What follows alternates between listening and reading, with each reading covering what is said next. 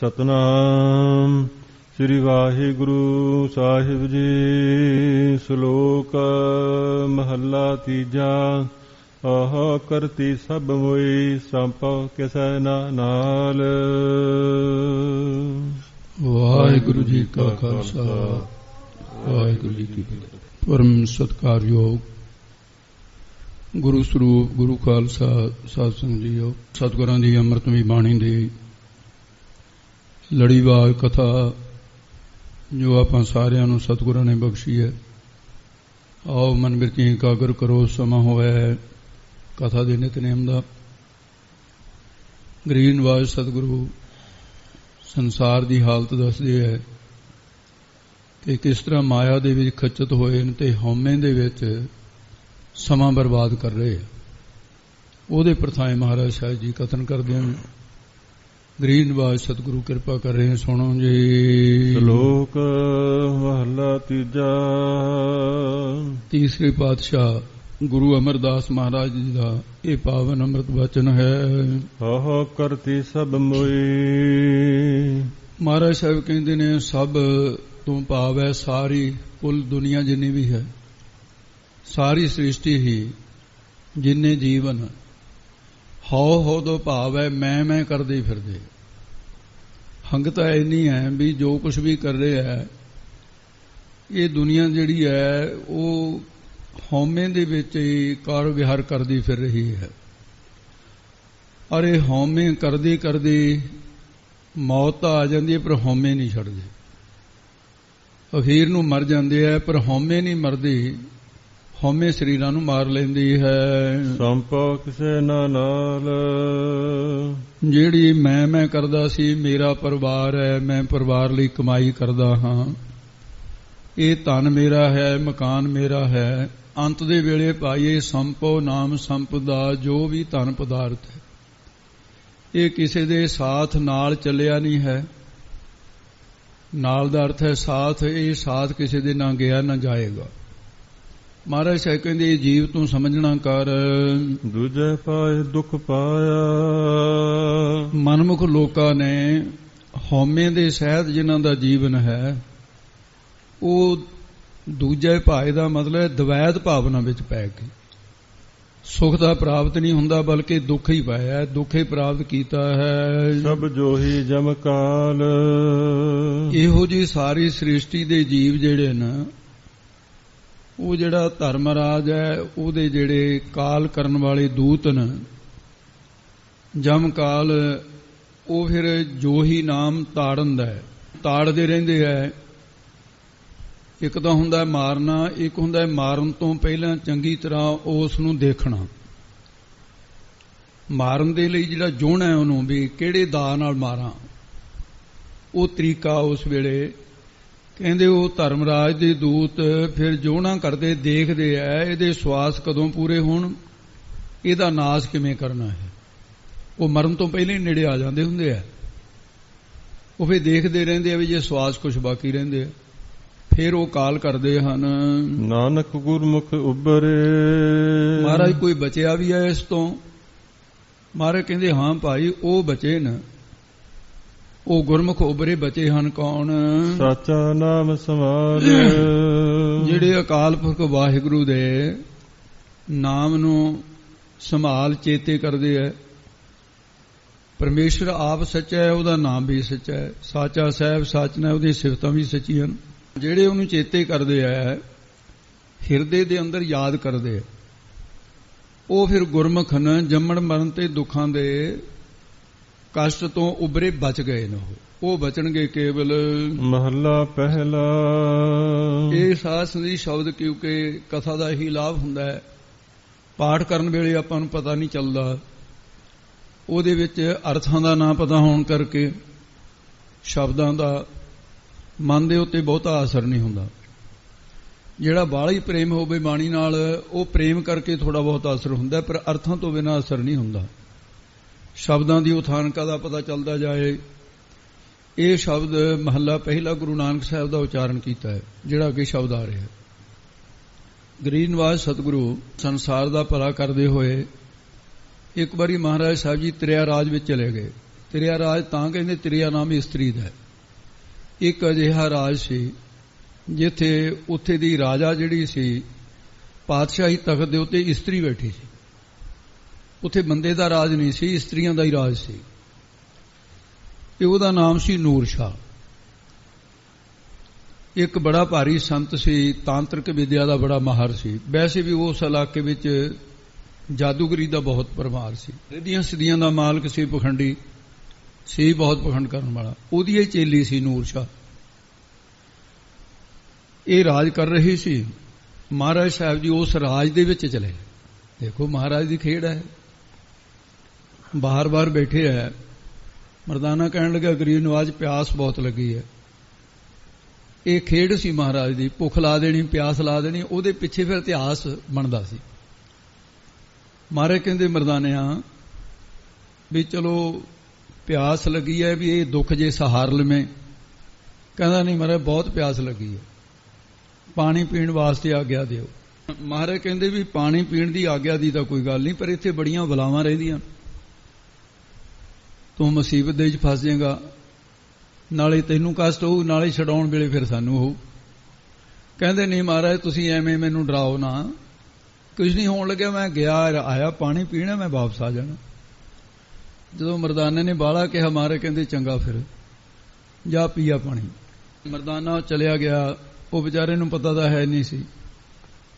ਇੱਕ ਔਰਤ ਨੇ ਦੇਖਿਆ ਵੀ ਕੋਈ ਉਪਰਾ ਮਰਦ ਆਇਆ, ਉਹਦੀ ਬੜੀ ਆਓ ਭਗਤ ਕੀਤੀ, ਆਓ ਜੀ ਬੈਠੋ, ਪਲੰਘਾ ਡਾਰਤਾ, ਬਿਸਤਰਾ ਵਿਛਾਤਾ, ਬੈਠੋ ਜੀ। ਮਰਦਾਨੇ ਨੇ ਕਿਹਾ ਤਾਂ ਬੜੀ ਪ੍ਰਾਹੁਣਚਾਰੀ ਕਰਦੇ ਆ। ਕਿੱਥੋਂ ਆਏ ਹੋ? ਕਹਿੰਦੇ ਜੀ ਪੰਜਾਬ ਚੋਂ ਆਏ, ਨਨਕਾਣਾ ਸਾਹਿਬ ਤੋਂ। ਅੱਛਾ, ਕਹਿੰਦੇ ਦੱਸੋ ਕੀ ਸੇਵਾ ਕਰਾਂ? ਕਹਿੰਦੇ ਬੀਬੀ ਮੈਂ ਤਾਂ ਪਾਣੀ ਪੀਣਾ, ਮੈਂ ਮੁੜਨਾ ਜਲਦੀ, ਤੂੰ ਪਲੰਘਾ ਡਾਹਤਾ ਹੈ, ਫਿਰ ਤੂੰ ਪਾਣੀ ਪਿਆ ਦੇ, ਮੈਂ ਤਾਂ ਗਲੀ 'ਚ ਖੜਾ ਵੀ ਪੀ ਲੈਣਾ ਸੀ ਪਾਣੀ। ਕਹਿੰਦੀ ਨਹੀਂ, ਅਸੀਂ ਸਵਾਗਤ ਕਰਦੇ ਹੁੰਦੇ ਹਾਂ। ਉਹ ਪਾਣੀ ਤਾਂ ਕਿਹੜੇ ਨੇ ਪਿਆਉਣਾ ਸੀ?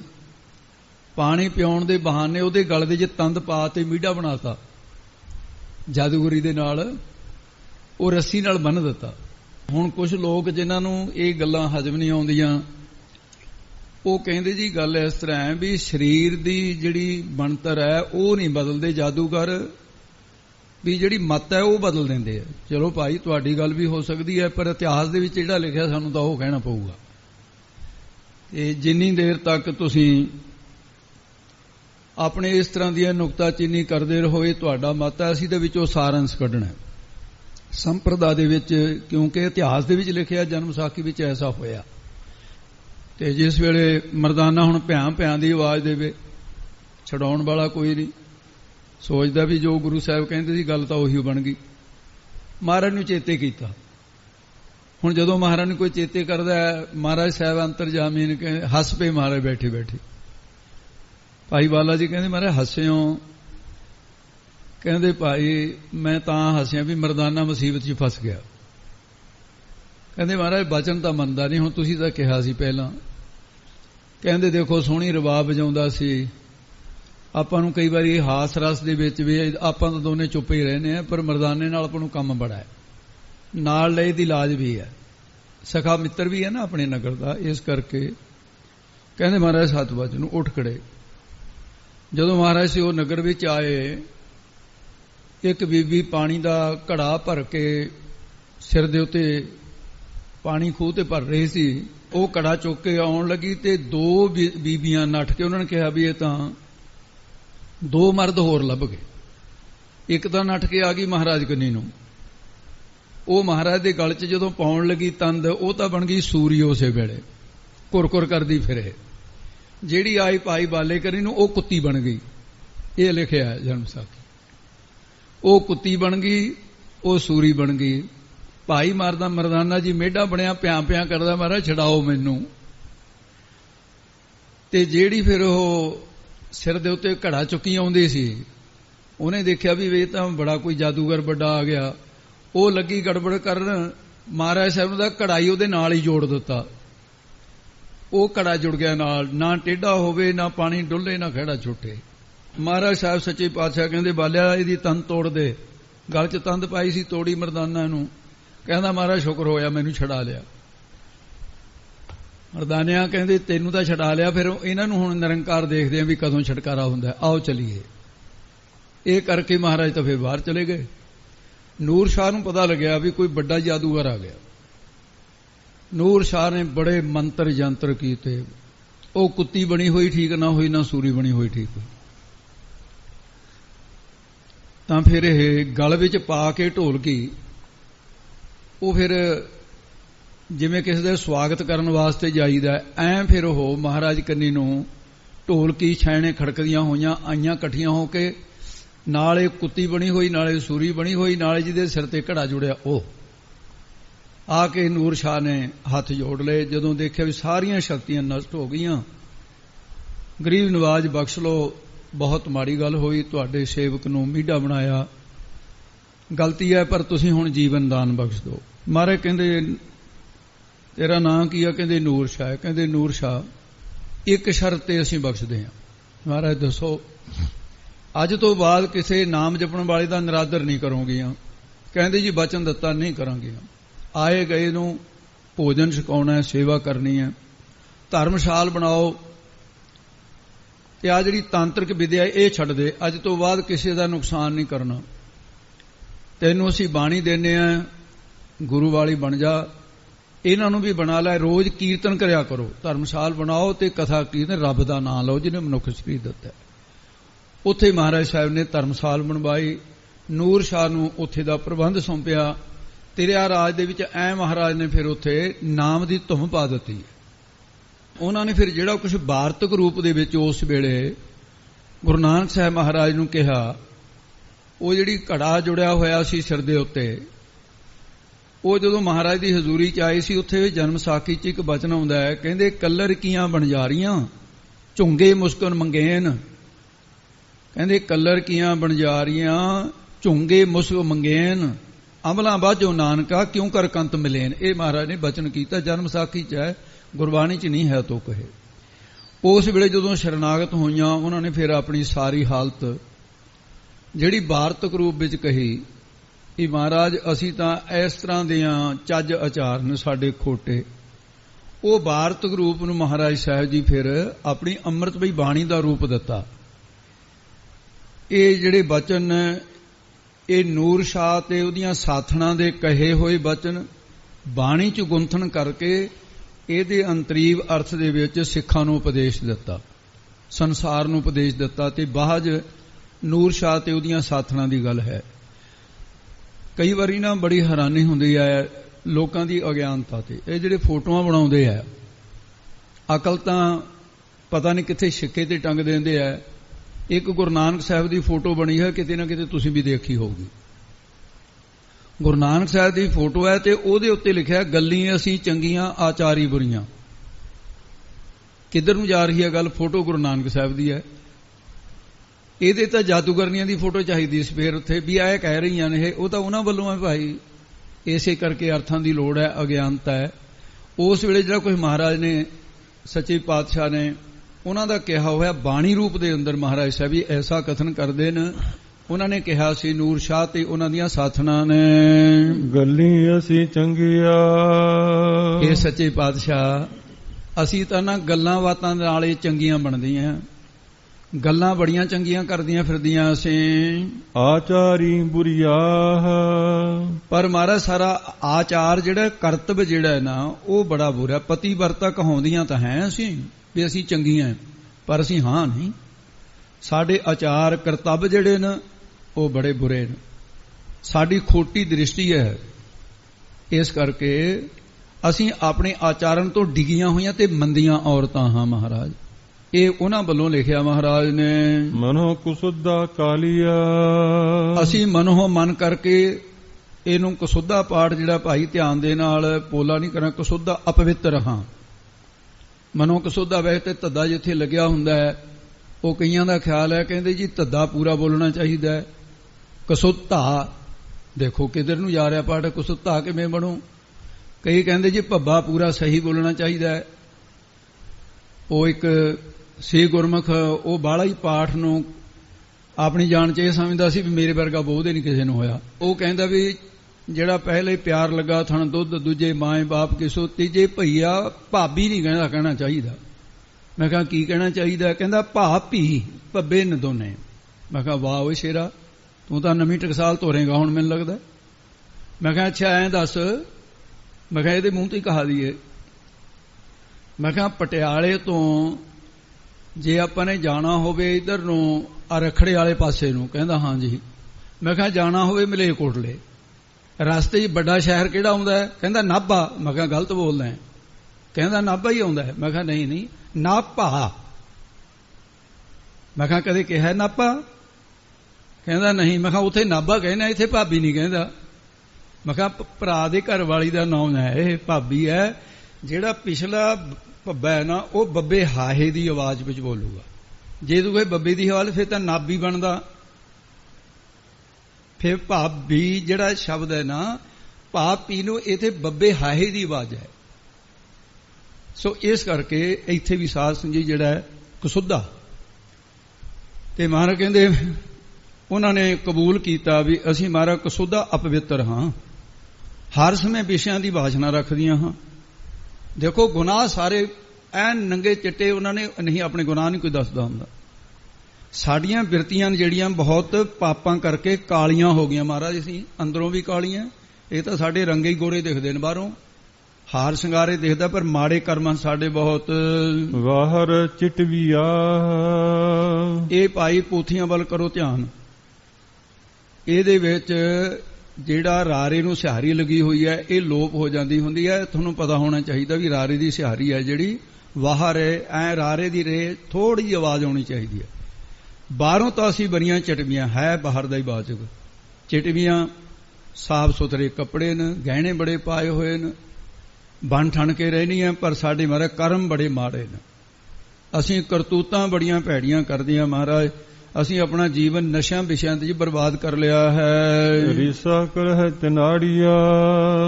ਅਸੀਂ ਤਿਨਾੜੀਆਂ ਉਹਨਾਂ ਦੀਆਂ ਰੀਸਾਂ ਕਰਦੇ ਹਾਂ, ਨਕਲ ਲਾਉਂਦੇ ਹਾਂ ਉਹਨਾਂ ਦੀਆਂ ਜਿਹੜੀਆਂ ਪਤੀਵਰਤਾ ਹਨ। ਜੋ ਸੇਵਹਿ ਦਰ ਖੜੀਆ। ਜਿਹੜੀਆਂ ਆਪਣੇ ਪਤੀ ਦੇ ਦਰ ਤੇ ਹਰ ਵਕਤ ਪਤੀ ਦੇ ਬੂਹੇ ਦੇ ਉੱਤੇ ਟਹਿਲ ਕਰਨ ਦੇ ਲਈ ਖੜੀਆਂ ਰਹਿੰਦੀਆਂ ਹਨ, ਭਾਵ ਸਮਾਹਤ ਚਿੱਤ ਸਾਵਧਾਨ ਰਹਿੰਦੀਆਂ ਹਨ ਹਰ ਵੇਲੇ, ਉਹਨਾਂ ਦੀਆਂ ਰੀਸਾਂ ਕਰਦੀਆਂ। ਜਿਸ ਤਰ੍ਹਾਂ ਸਾਧ ਸੰਗਤ ਜੀ ਕੋ ਬੀਬੀ ਸੀ ਪਤੀਵਰਤਾ, ਉਹ ਪਤੀਵਰਤਾ ਧਰਮ ਇੱਕ ਐਸੀ ਹੈ ਵੀ ਜਿਹਦੇ ਚ ਰਿਸ਼ੀਆਂ ਮੁਨੀਆਂ ਤੋਂ ਵੱਡੀ ਸ਼ਕਤੀ ਹੋ ਜਾਂਦੀ ਹੈ ਬੀਬੀਆਂ ਵਿੱਚ। ਅਨਸੂਆ ਦੇ ਵਿੱਚ ਹੋਈ, ਸਤੀ ਦੇ ਵਿੱਚ, ਸੀਤਾ ਦੇ ਵਿੱਚ ਹੋਈ, ਕਿੰਨਿਆਂ ਦੇ ਵਿੱਚ ਹੋਈ, ਮਾਤਾ ਸਾਹਿਬ ਕੌਰ ਸਾਹਿਬ ਹੈ, ਤੇ ਬਹੁਤ ਦੇ ਵਿੱਚ ਹੈ, ਕਿੰਨਿਆਂ ਕੁ ਦਾ ਨਾਂ ਲਿਆ ਜਾ। ਉਹ ਪਤੀਵਰਤਾ ਧਰਮ ਦੇ ਵਿੱਚ ਸੀ ਕਾਇਮ। ਤੇ ਸਮਾਂ ਲੰਘਦਾ ਗਿਆ, ਉਹ ਮਨ ਕਰਕੇ ਵੀ ਕਦੇ ਪਰਾਏ ਮਰਦ ਨੂੰ ਚਿਤਵਿਆ ਨਹੀਂ ਸੀ, ਤੇ ਤਨ ਕਰਕੇ ਤਾਂ ਕਿਸੇ ਦੇ ਸਪਰਸ਼ ਕੀ ਕਰਨਾ। ਆਪਣੇ ਪਤੀ ਨੂੰ ਪਰਮੇਸ਼ਰ ਅਕਾਲ ਪੁਰਖ ਦਾ ਰੂਪ ਸਮਝ ਕੇ ਸੇਵਾ ਕਰਦੀ ਰਹੀ। ਇੱਕ ਦਿਨ ਕੀ ਹੋਇਆ, ਉਹਦਾ ਪਤੀ ਕਿਤੇ ਬਹੁਤ ਥੱਕਿਆ ਹੋਇਆ ਸੀ, ਬਾਹਰ ਤੋਂ ਕੰਮ ਕਰਦਾ ਆਇਆ, ਤੇ ਜਦੋਂ ਪਤੀ ਆਇਆ ਉਹਨੇ ਆਉਣ ਸਾਰ ਸਾਧ ਸੰਗਤ ਜੀ, ਸ਼ਾਮ ਦਾ ਵਕਤ ਸੀ, ਕਹਿਣ ਲੱਗਿਆ ਬਈ ਮੈਂ ਬਹੁਤ ਥੱਕਿਆ ਹੋਇਆ, ਰੋਟੀ ਪਾਣੀ ਖਾਧੀ, ਰੋਟੀ ਪਾਣੀ ਖਾ ਕੇ ਸਾਧ ਸੰਗਤ ਨੇ ਪਲੰਗਾ ਢਾਹਤਾ, ਘਰ ਦਾ ਕੰਮਕਾਰ ਬੀਬੀ ਕਰਦੀ ਰਹੀ। ਉਹ ਬਹੁਤਾ ਥੱਕਿਆ ਸੀ, ਇਸ ਕਰਕੇ ਉਹਨੂੰ ਨੀਂਦ ਸਾਧ ਸੰਗਤ ਜੀ ਜਲਦੀ ਆ ਗਈ। ਪਾਣੀ ਦੀ ਕਿਤੇ ਲੱਗੀ ਸੀ ਪਿਆਸ, ਉਹਨੇ ਕਿਤੇ ਅੱਧੀ ਰਾਤ ਜਦੋਂ ਪਾਣੀ ਦੀ ਬਹੁਤੀ ਪਿਆਸ ਲੱਗੀ, ਉਹਨੇ ਆਵਾਜ਼ ਦਿੱਤੀ, ਕਹਿੰਦਾ ਪਾਣੀ ਪਿਆ ਦੇ ਮੈਨੂੰ। ਉਹ ਜਲਦੀ ਦੇ ਕੇ ਪਾਣੀ ਲੈ ਕੇ, ਇਹਨੇ ਨੂੰ ਥਕੇਵਾਂ ਹੋਣ ਕਰਕੇ ਉਹ ਦੁਆਰੇ ਸੌਂ ਗਿਆ। ਸੋਚਿਆ ਵੀ ਜੇ ਮੈਂ ਜਗਾਵਾਂ ਇਹ ਵੀ ਮੇਰਾ ਧਰਮ ਨਹੀਂ, ਜੇ ਮੈਂ ਪਾਣੀ ਰੱਖ ਕੇ ਸੌਂ ਜਾ ਇਹ ਵੀ ਧਰਮ ਨਹੀਂ। ਇਸਤਰੀ ਰੂਪ ਚੇਰੀ ਕੀ ਨਿਆਈ, ਦਾਸੀ ਦੀ ਨਿਆਈ ਹੈ, ਮੈਂ ਆਪਣੇ ਧਰਮ ਦੀ ਪਾਲਣਾ ਕਰਾਂ। ਉਹ ਆਪਣੇ ਪਤੀ ਦੇ ਪੈਰਾਂ ਵਾਲੇ ਪਾਸੇ ਨਾ ਗਲਾਸ ਲੈ ਕੇ ਪਾਣੀ ਦਾ ਖੜੀ ਰਹੀ, ਸਾਰੀ ਰਾਤ ਹੀ ਖੜੀ ਰਹੀ। ਉਹ ਜਦ ਸਵੇਰੇ ਉੱਠਿਆ, ਕਹਿੰਦਾ ਭਾਗਾਂ ਵਾਲੀਏ ਤੂੰ ਖੜੀ ਐ? ਕਹਿੰਦੀ ਪਤੀ ਤੁਸੀਂ ਪਾਣੀ ਮੰਗਿਆ ਸੀ। ਕਹਿੰਦਾ ਫਿਰ ਤੈਂ ਜਗਾਇਆ ਨਾ। ਕਹਿੰਦੀ ਇਹ ਵੀ ਮੇਰਾ ਧਰਮ ਨਹੀਂ, ਤੁਹਾਡੀ ਬੇਰਾਮ ਮੈਂ ਕਰਨਾ ਨਹੀਂ ਸੀ ਚਾਹੁੰਦੀ। ਕਹਿੰਦਾ ਗਲਾਸ ਰੱਖ ਦਿੰਦੀ। ਕਹਿੰਦੀ ਇਹ ਵੀ ਧਰਮ ਨਹੀਂ ਹੈ। ਇਸ ਕਰਕੇ ਮੈਨੂੰ ਪਾਣੀ ਲਿਆਉਣ ਦਾ ਹੁਕਮ ਸੀ, ਮੈਨੂੰ ਬਹਿਣ ਦਾ ਜਾਂ ਪੈਣ ਦਾ ਹੁਕਮ ਨਹੀਂ ਸੀ ਕੀਤਾ ਤੁਸੀਂ। ਉਹ ਅੰਦਰ ਤੋਂ ਸਾਸੀਆਂ ਸੀਸਾਂ ਨਿਕਲੀਆਂ ਪਤੀ ਦੇ। ਕਹਿੰਦਾ ਉਹ ਐਡੀ, ਕਹਿੰਦਾ ਘਾਲਣਾ। ਉਧਰ ਪਰਮੇਸ਼ਰ ਵਾਹਿਗੁਰੂ ਨੇ ਸਾਧ ਸੰਗਤ ਜੀ ਉਸ ਨੂੰ ਬਰਕਤਾਂ ਬਖਸ਼ ਦਿੱਤੀਆਂ ਕਿ ਤੂੰ ਆਪਣੇ ਪਤੀ ਨੂੰ, ਹੈ ਤਾਂ ਦੁਨਿਆਵੀ ਬੰਦਾ, ਤੈਂ ਸਮਝਿਆ ਮੇਰਾ ਰੂਪ ਇਹਦੇ ਕੋਲ ਤਾਂ ਨਹੀਂ ਕੁਛ ਦੇਣ ਨੂੰ, ਵੀ ਮੇਰੇ ਕੋਲ ਬਹੁਤ ਕੁਛ ਹੈ। ਉਹਨੂੰ ਮਾਰੇ ਰਿੱਧੀਆਂ ਸਿੱਧੀਆਂ ਬਖਸ਼ ਦਿੱਤੀ, ਪਰ ਉਹਨੂੰ ਕੋਈ ਪਤਾ ਨਹੀਂ। ਇੱਕ ਦਿਨ ਦਾ ਵਾਕਿਆ ਹੈ, ਉਹ ਕਿਤੇ ਦੁਪਹਿਰੇ ਨੂੰ ਸਾਧ ਸਿੰਘ ਜੀ ਪਤੀ ਆਇਆ।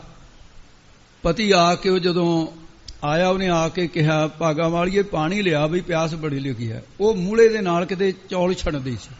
ਉਹ ਮੂਲਾ ਤਾਂ ਚੱਕਿਆ ਸੀ ਉੱਤੀ ਛੱਡ ਕੇ, ਵੀ ਜਿਹਦੇ ਕਿਤੇ ਫਰਕ ਨਾ ਪੈ ਜਾਵੇ ਜਲਦੀ। ਉਸ ਵੇਲੇ ਮੂਲਾ ਛੱਡਤਾ ਉਹਨੇ। ਮੂਲਾ ਛੱਡਿਆ, ਉਹ ਪਰਮੇਸ਼ਰ ਨੇ ਦਿਖਾਉਣੀ ਸੀ 8 ਪੈਰ ਜਨ ਹਰ ਹਰ ਜਪੈ ਹਰ ਕਾ ਪਰ ਨਹੀਂ ਛਪੈ। ਉੱਥੇ ਮੂਲਾ ਖੜ ਗਿਆ। ਉਹ ਪਾਣੀ ਲਿਆਈ, ਇਹ ਗਮੰਡ ਨੇ ਦੇਖ ਲਿਆ, ਨੇ ਕਿਹਾ ਭੈਣੇ ਮੂਲਾ ਖੜਾ ਆਕਾਸ਼ ਦੇ ਵਿੱਚ, ਇਹਦਾ ਮਤਲਬ ਹੈ ਜਾਦੂ ਸਿੱਖ ਗਈ ਬੀਬੀ, ਇਹ ਗਮੰਡਨ ਸਾਡੀ। ਉਹ ਆ ਕੇ ਉਹਨੂੰ ਕਹਿੰਦੇ ਭੈਣੇ ਵੀ ਆਹ ਮੂਲਾ ਉੱਪਰ ਖੜਾ ਹੈ। ਕਹਿੰਦੀ ਮੈਨੂੰ ਤਾਂ ਭਾਈ ਪਤਾ ਨਹੀਂ, ਵਾਹਿਗੁਰੂ ਜਾਣੇ, ਵੀ ਮੈਂ ਤਾਂ ਜਲਦੀ ਦੇ ਕੇ ਪਤੀ ਦੀ ਸੇਵਾ 'ਚ ਗਈ ਸੀ। ਕਹਿੰਦੀ ਇਹ ਤੇਰੇ 'ਚ ਤੂੰ ਮੰਤਰ ਦੇ ਮੈਨੂੰ। ਉਹ ਕਹਿੰਦੀ ਭਾਈ ਮੰਤਰ ਤਾਂ ਕੋਈ ਨਹੀਂ ਹੈ। ਕਹਿੰਦੀ ਫਿਰ ਇਹ ਕਿੱਥੋਂ? ਕਹਿੰਦੀ ਮੈਨੂੰ ਤਾਂ ਪਤੀ ਦੀ ਸੇਵਾ 'ਚੋਂ ਮਿਲੀ ਹੈ। ਆਖੇ ਕਿਵੇਂ ਮਿਲੀ ਆ? ਉਹੀ ਢੰਗ ਦੱਸ ਦੇ। ਕਹਿੰਦੇ ਇੱਕ ਦਿਨ ਪਤੀ ਪਾਣੀ ਮੰਗਿਆ ਸੀ, ਕਹਿੰਦੀ ਉਹ ਸੌਂ ਗਿਆ। ਕਹਿੰਦੇ ਪਾਣੀ ਮੰਗਣ ਤੋਂ ਬਾਅਦ ਕਹਿੰਦੀ ਮੈਂ ਖੜੀ ਰਹੀ ਸਾਰੀ ਰਾਤ। ਕਹਿੰਦੀ ਰੱਬ ਨੇ ਮੇਰੇ ਤੇ ਦਿਆਲਤਾ ਕਰਤੀ, ਬਸ ਇੰਨੀ ਕੁ ਗੱਲ। ਕਹਿੰਦੀ ਲੈ, ਮੈਂ ਕਿਹਾ ਕਿ ਤੁਹਾਨੂੰ ਪਤਾ ਨਹੀਂ ਕਿੱਡਾ ਕੁ ਮੰਤਰ ਹੋਊਗਾ। ਕਹਿੰਦੀ ਇਹ ਤਾਂ ਮੈਂ ਜਲਦੀ ਦੇ ਕੇ ਸਿੱਧ ਕਰ ਲੂੰ। ਘਰ ਗਈ, ਘਰ ਵਾਲਾ ਆਇਆ, ਕਹਿੰਦੀ ਐਂ ਕਰ ਜਲਦੀ ਦੇ ਕੇ ਰੋਟੀ ਖਾ ਲੈ। ਕਹਿੰਦਾ ਕੀ ਹੋ ਗਿਆ? ਕਹਿੰਦਾ ਰੋਟੀ ਖਾ ਕੇ ਸੌਂ ਜਾ। ਉਹ ਕਹਿੰਦਾ ਵੀ ਨੀਂਦ ਆਊਗੀ ਤਾਂ ਹੀ ਸੌਂ ਮੈਂ। ਕਹਿੰਦੀ ਨਹੀਂ, ਸੌਂ ਹੁਣੇ। ਉਹ ਕਹਿੰਦਾ ਠੀਕ ਹੈ, ਵੀ ਹੁਣ ਕਲੇਸ਼ ਥੋੜੀ ਕਰਨਾ ਹੈ। ਉਹ ਵਿਚਾਰਾ ਅੱਖਾਂ ਜਾਂ ਵੀ ਕੇ ਕਹਿੰਦੀ ਪਾਣੀ ਮੰਗ। ਉਹ ਕਹਿੰਦਾ ਤੂੰ ਸਦੈਣ ਤਾਂ ਨਹੀਂ ਹੋ ਗਈ, ਜਦ ਮੈਨੂੰ ਪਿਆਸ ਹੀ ਨਹੀਂ ਲੱਗੀ ਮੈਂ ਪਾਣੀ ਕਿਉਂ ਮੰਗਾ? ਕਹਿੰਦੀ ਮੰਗਦਾ ਕਿ ਨਹੀਂ? ਕਹਿੰਦਾ ਮੰਗਦਾ ਹੈ। ਕਹਿੰਦਾ ਪਾਣੀ ਲਿਆ। ਉਹ ਪਾਣੀ ਸਾਧ ਸਿੰਘ ਜੀ ਆਪ ਉਖਲੀ ਦੇ ਵਿੱਚ ਚੌਲ ਛੱਡਣ ਲੱਗ ਗਈ। ਕਹਿੰਦੇ ਮੰਗ ਪਾਣੀ। ਕਹਿੰਦਾ ਪਾਣੀ। ਉੱਥੇ ਮੂਲਾ ਛੱਡਤਾ, ਫੜਾ ਕੇ ਦੇ ਸਿਰ 'ਚ ਵੱਜਿਆ। ਉਹ ਸੱਟ ਲੱਗੀ। ਇੱਕ ਤਾਂ ਕ੍ਰੋਧ, ਉਹਨੂੰ ਕ੍ਰੋਧਨ ਸੁਭਾਅ ਸੀ, ਦੂਸਰੀ ਸੱਟ ਲੱਗੀ। ਚੱਕ ਕੇ ਮੂਲਾ ਮਾਰਿਆ ਲੱਤਾਂ ਤੇ। ਕਹਿੰਦੀ ਮੈਂ ਤਾਂ ਸਤਵੰਤੀ, ਕਹਿੰਦੇ ਤੂੰ ਹੀ ਆ ਜਾਏ, ਕਜੱਜਾ ਨਾ ਹੋਵੇ। ਕਹਿੰਦੀ ਮੂਲੇ ਨਾਲ ਸਿਰ ਪਾਟ ਗਿਆ ਮੇਰਾ। ਇਹਨੂੰ ਕਹਿੰਦੇ ਰੀਸਾਂ ਕਰੇ ਤਨਾੜੀਆਂ, ਜੋ ਸੇਵੈਂ ਦਰ ਖੜੀਆਂ, ਉਹਨਾਂ ਦੀਆਂ ਰੀਸਾਂ ਕਰਦੀਆਂ ਹਨ। ਨਾਲ ਖਸਮ ਰਤੀਆ, ਜਿਹੜੀਆਂ ਆਪਣੇ ਖਸਮ ਮਾਲਕ ਦੇ ਨਾਲ ਪ੍ਰੇਮ ਦੇ ਵਿੱਚ ਰੰਗੀਆਂ ਪਈਆਂ ਹਨ। ਮਨ ਹੈ ਸੁਖ ਰਲਿਆ, ਸਦਾ ਸੁੱਖਾਂ ਦੀਆਂ ਰਲੀਆਂ ਖੁਸ਼ੀਆਂ ਮਾਣਿਆ ਹੰਡਾਉਂਦੀਆਂ ਹਨ। ਹੁਦੈ ਤਾਣ ਤਾਣੀਆ, ਇਹ ਐਸੀਆਂ ਬੀਬੀਆਂ ਜਿਹੜੀਆਂ ਆਪਣੇ ਮਾਪਿਆਂ ਦਾ, ਵੱਡੇ ਘਰਾਣੇ ਦਾ, ਭੈਣਾਂ ਭਰਾਵਾਂ ਦਾ, ਆਪਣੇ ਸ਼ਾਹੂਕਾਰੇ ਦਾ, ਪੇਕਿਆਂ ਦਾ, ਉਹ ਕਦੇ ਰੋਹਬ ਦੋਬ ਨਹੀਂ ਦਿੰਦੀਆਂ। ਆਪਣੇ ਸਰੀਰ ਦਾ, ਆਪਣੀ ਸੁੰਦਰਤਾ ਦਾ, ਆਪਣੇ ਗੁਣਾਂ ਦਾ ਕਰੇ ਤਾਣ ਬਲ ਜਣਾਉਂਦੀਆਂ ਨਹੀਂ ਹੈ। ਹੁੰਦੇ ਤਾਣ ਹੈਗਾ ਵਿੱਚ, ਪੇਕਿਆਂ ਦਾ ਜ਼ੋਰ ਹੈ, ਪਰ ਕਦੇ ਨਹੀਂ ਆਪਣੇ ਪਤੀ ਨੂੰ ਪੇਕਿਆਂ ਦਾ ਰੋਹਬ ਨਹੀਂ ਦਿੰਦੀਆਂ ਹੈ। ਤੇ ਜਿਹੜਾ ਉਹਦੇ ਵਿੱਚ ਕੋਈ ਤਾਕਤ ਹੈ, ਸਰੀਰ ਦੀ ਤਾਕਤ ਹੈ, ਧਨ ਦੀ ਤਾਕਤ ਹੈ, ਪੇਕਿਆਂ ਦੀ ਤਾਕਤ ਹੈ, ਰਾਜਨੀਤਿਕ ਤਾਕਤ ਹੈ, ਇਹ ਬਲ ਦੇ ਹੁੰਦਿਆਂ ਹੋਇਆਂ ਵੀ ਹੁੰਦੇ ਤਾਣ ਨਿਤਾਣੀਆਂ, ਉਹ ਬਲ ਤੋਂ ਹੀਣ ਪਤੀ ਦੇ ਅੱਗੇ ਨਿਮਾਣੀਆਂ ਜਿਹੀਆਂ ਬਣ ਕੇ ਰਹਿੰਦੀਆਂ ਹਨ। ਰਹਿ ਨਿਮਾਨਣੀਆਂ, ਇਹ ਦੋਨਾਂ ਹਾਇਆਂ ਦਾ ਭਾਈ ਇਸ ਤਰ੍ਹਾਂ ਹੀ ਧਿਆਨ ਰੱਖਣਾ। ਜਿਵੇਂ ਸੁਣਿਆ, ਉਹ ਨਿਮਾਣੀਆਂ ਮਾਣ ਤੋਂ ਰਹਿਤ ਹੋ ਕੇ ਰਹਿੰਦੀਆਂ। ਐਸੀਆਂ ਇਸਤਰੀਆਂ ਲੈ ਕੇ ਜਾਣ ਕੇ ਫਿਰ ਦੁਨੀਆ ਬੜਾ ਆਦਰ ਕਰਦੀ ਹੈ, ਮਾਣ ਸਤਿਕਾਰ ਦਿੰਦੀ ਹੈ। ਉਹ ਨਿਮਾਣੀਆਂ ਮਾਣ ਤੋਂ ਰਹਿਤ ਹੋ ਕੇ ਰਹਿੰਦੀਆਂ। ਲੋਕ ਭਾਵੇਂ ਆਦਰ ਹੀ ਕਰਨ ਉਹਨਾਂ ਦਾ। ਉਹ ਕਹਿੰਦੇ ਨਹੀਂ, ਕਹੋ ਨਾਨਕ ਸਭ ਤੇਰੀ ਵਡਿਆਈ, ਕੋਈ ਨਹੁੰ ਨਾ ਜਾਣੇ ਮੇਰਾ। ਨਾਨਕ ਜਨਮ ਸਖਾਰਥਾ, ਗੁਰੂ ਸਾਹਿਬ ਜੀ ਕਥਨ ਕਰਦੇ ਨੇ, ਉਹਨਾਂ ਬੀਬੀਆਂ ਦਾ ਜਨਮ ਸਕਾਰਥਾ ਸਫਲਾ ਹੈ ਜੇ ਤਿਨ ਕੈ ਸੰਗ ਮਿਲਾ। ਕਹਿੰਦੇ ਨੂਰ ਸ਼ਾਹ, ਜੇ ਕਿਤੇ ਇਹੀਆਂ ਜਾਂ ਬੀਬੀਆਂ ਦੇ ਨਾਲ ਮਿਲ ਕੇ ਰਹਿੰਦੀਆਂ ਤੁਸੀਂ, ਤੁਹਾਡੇ ਜੀਵਨ 'ਚ ਘਾਟ ਨਾ ਆਉਂਦੀ। ਐਸੀਆਂ ਪਤੀ ਵਰਤਾਂ ਨੂੰ ਮਿਲ ਕੇ ਤੇ ਐਸੀਆਂ ਸਕਾਰਥ ਜਨਮ ਸਕਾਰਥ ਵਾਲੀਆਂ ਬੀਬੀਆਂ ਦੇ ਨਾਲ ਸੰਗ ਜੇ ਮੇਲ ਹੋ ਜਵੇ। ਤਿੰਨ ਕੇ ਸੰਗ ਦੇ ਬਾਰੇ ਬੋਲੇ ਜੀ। ਤਿਨ ਕੈ ਸੰਗ ਮਿਲਾ, ਤਿੰਨ ਕੈ ਸੰਗ ਮਿਲਾਹਾ, ਮੰਮੀ ਦੀ ਸਿਹਾਰੀ ਦਾ ਧਿਆਨ ਰੱਖਿਓ ਜੀ। ਤਿੰਨ ਕੈ ਸੰਗ ਮਿਲਾਹਾ, ਉਹਨਾਂ ਦੇ ਨਾਲ ਮਿਲ ਕੇ ਰਹਿਣਾ ਹੈ। ਪਤੀ ਵਰਤਾ ਧਰਮ ਵਾਲੀਆਂ ਹੋ ਜਾਂਦੀਆਂ ਨੇ, ਜੀਵਨ ਸਫਲਾ ਹੋ ਜਾਂਦਾ ਹੈ। ਇਸੇ ਤਰ੍ਹਾਂ ਜੇ ਗੱਲੀ ਅਸੀਂ ਚੰਗੀਆਂ। ਹੁਣ ਉਪਦੇਸ਼ ਇਹ ਤਾਂ ਦ੍ਰਿਸ਼ਟਾਂਤ ਰੂਪ ਚ ਸਮਝੋ, ਜਿਹੜਾ ਪਹਿਲਾ ਅਰਥ ਹੈ ਇਹਦਾ। ਹੁਣ ਅੰਤਰੀ ਭਾਵ ਦੇ ਗੁਰਸਿੱਖਾਂ ਨੂੰ ਕਿਰਪਾ ਕਰਕੇ ਮਹਾਰਾਜ ਦੱਸਦੇ ਆ। ਤੇ ਮਹਾਰਾਜ ਕਹਿੰਦੇ ਅਸੀਂ ਜਿਹੜੇ ਜੀਵ ਰੂਪ ਇਸਤਰੀਆਂ, ਸਾਡੇ ਚੋਂ ਆਪਣੇ ਆਪ ਨੂੰ ਪੰਡਿਤ ਵਿਦਵਾਨ ਜਾਣ ਕੇ ਬੜੀਆਂ ਚੰਗੀਆਂ ਚੰਗੀਆਂ ਸੋਹਣੀਆਂ ਗੱਲਾਂ ਲੋਕਾਂ ਨੂੰ ਸੁਣਾ ਕਰਕੇ ਬ੍ਰਹਮ ਗਿਆਨੀ ਬਣ ਬੈਠਦੇ ਐ। ਜਗਤ ਮਿਥਿਅੰ ਬ੍ਰਹਮ ਸਤਿਅੰ ਐ ਕਹਿਣ ਲੱਗ ਜਾਂਦੇ ਆ। ਸੰਸਾਰ ਮਿਥਿਆ ਹੈ ਤੇ ਬ੍ਰਹਮ ਸਤ ਹੈ। ਪਰ ਜਿਹੜੇ ਉਹਨਾਂ ਦੇ ਆਚਾਰ ਹਨ, ਆਚਾਰੀ ਬੁਰੀਆ, ਜਿਹੜੇ ਕਰਤੱਵ ਵਿਵਚਾਰ ਕਰਨਾ, ਚੋਰੀ ਤੇ ਨਸ਼ੇ ਕਰਨੇ, ਮੰਦੇ ਕਰਮ, ਤੇ ਇਸ ਪ੍ਰਕਾਰ ਦੇ ਉਹਨਾਂ ਨੂੰ ਕਦੇ ਵਰਣਨ ਨਹੀਂ ਕਰਦੇ ਵੀ ਸਾਡੇ ਵਿੱਚ ਇਹ ਮੰਦੇ ਕਰਮ ਵੀ ਹੈ। ਚੰਗੇ ਬਣ ਕੇ ਦਿਖਾਉਂਦੇ ਹਨ ਜਿਹੜੇ ਪਖੰਡੀ ਲੋਕ। ਮਨਹੁ ਕੁਸੁਧਾ ਕਾਲੀਆ, ਕਹਿੰਦੇ ਉਹ ਤਾਂ ਭਾਈ ਇਉਂ ਸਮਝ ਲਓ ਵੀ ਮਨ ਕਰਕੇ ਕਸੁੱਧਾ ਅਪਵਿੱਤਰ ਹੋ ਰਹੀਆਂ ਜੀਵ ਰੂਪ ਇਸਤਰੀਆਂ। ਉਹਨਾਂ ਦੀਆਂ ਸਾਰੀਆਂ ਬਿਰਤੀਆਂ ਕਾਲੀਆਂ ਅਵਿਦਿਆ ਕਰਕੇ ਪਾਪਾਂ ਵਾਲੀਆਂ ਹੋ ਰਹੀਆਂ ਹਨ। ਵਾਹਰ ਚਿਟਵੀਆ, ਤੇ ਉਹ ਬਾਹਰੋਂ ਤਾਂ ਭਾਈ ਸਰੀਰ ਕਰਕੇ ਬੜੀਆਂ ਚਿਟਵੀਆਂ ਚਟੀਆਂ ਭਾਵ ਸੋਹਣੀਆਂ ਬਣੀਆਂ ਹੋਈਆਂ, ਚੰਗਾ ਭੇਖ ਬਣਾਇਆ ਹੋਇਆ, ਚੋਲੇ ਵਧੀਆ ਪਾਏ ਹੋਏ ਨੇ, ਭੇਖ ਬਥਾਰਾ ਕੀਤਾ, ਮਾਲਾ ਛਾਲਾ ਬੜੀਆਂ ਪਾਈਆਂ ਗਲਾਂ ਦੇ ਵਿੱਚ, ਤੇ ਲੋਕਾਂ ਨੂੰ ਪਖੰਡ ਕਰਦੇ। ਪਰ ਹੈ ਕੀ ਐਸੇ? ਮਹਾਰਾਜ ਕਹਿੰਦੇ ਬੱਗਾ ਬੱਗੇ ਕੱਪੜੇ ਤੀਰਥ ਮੰਝ ਬਸਨ, ਘੁੱਟ ਘੁੱਟ ਜੀਆ ਖਾਵਣੇ, ਬੱਗੇ ਨਾ ਕਹੀਆਂ ਨਾ।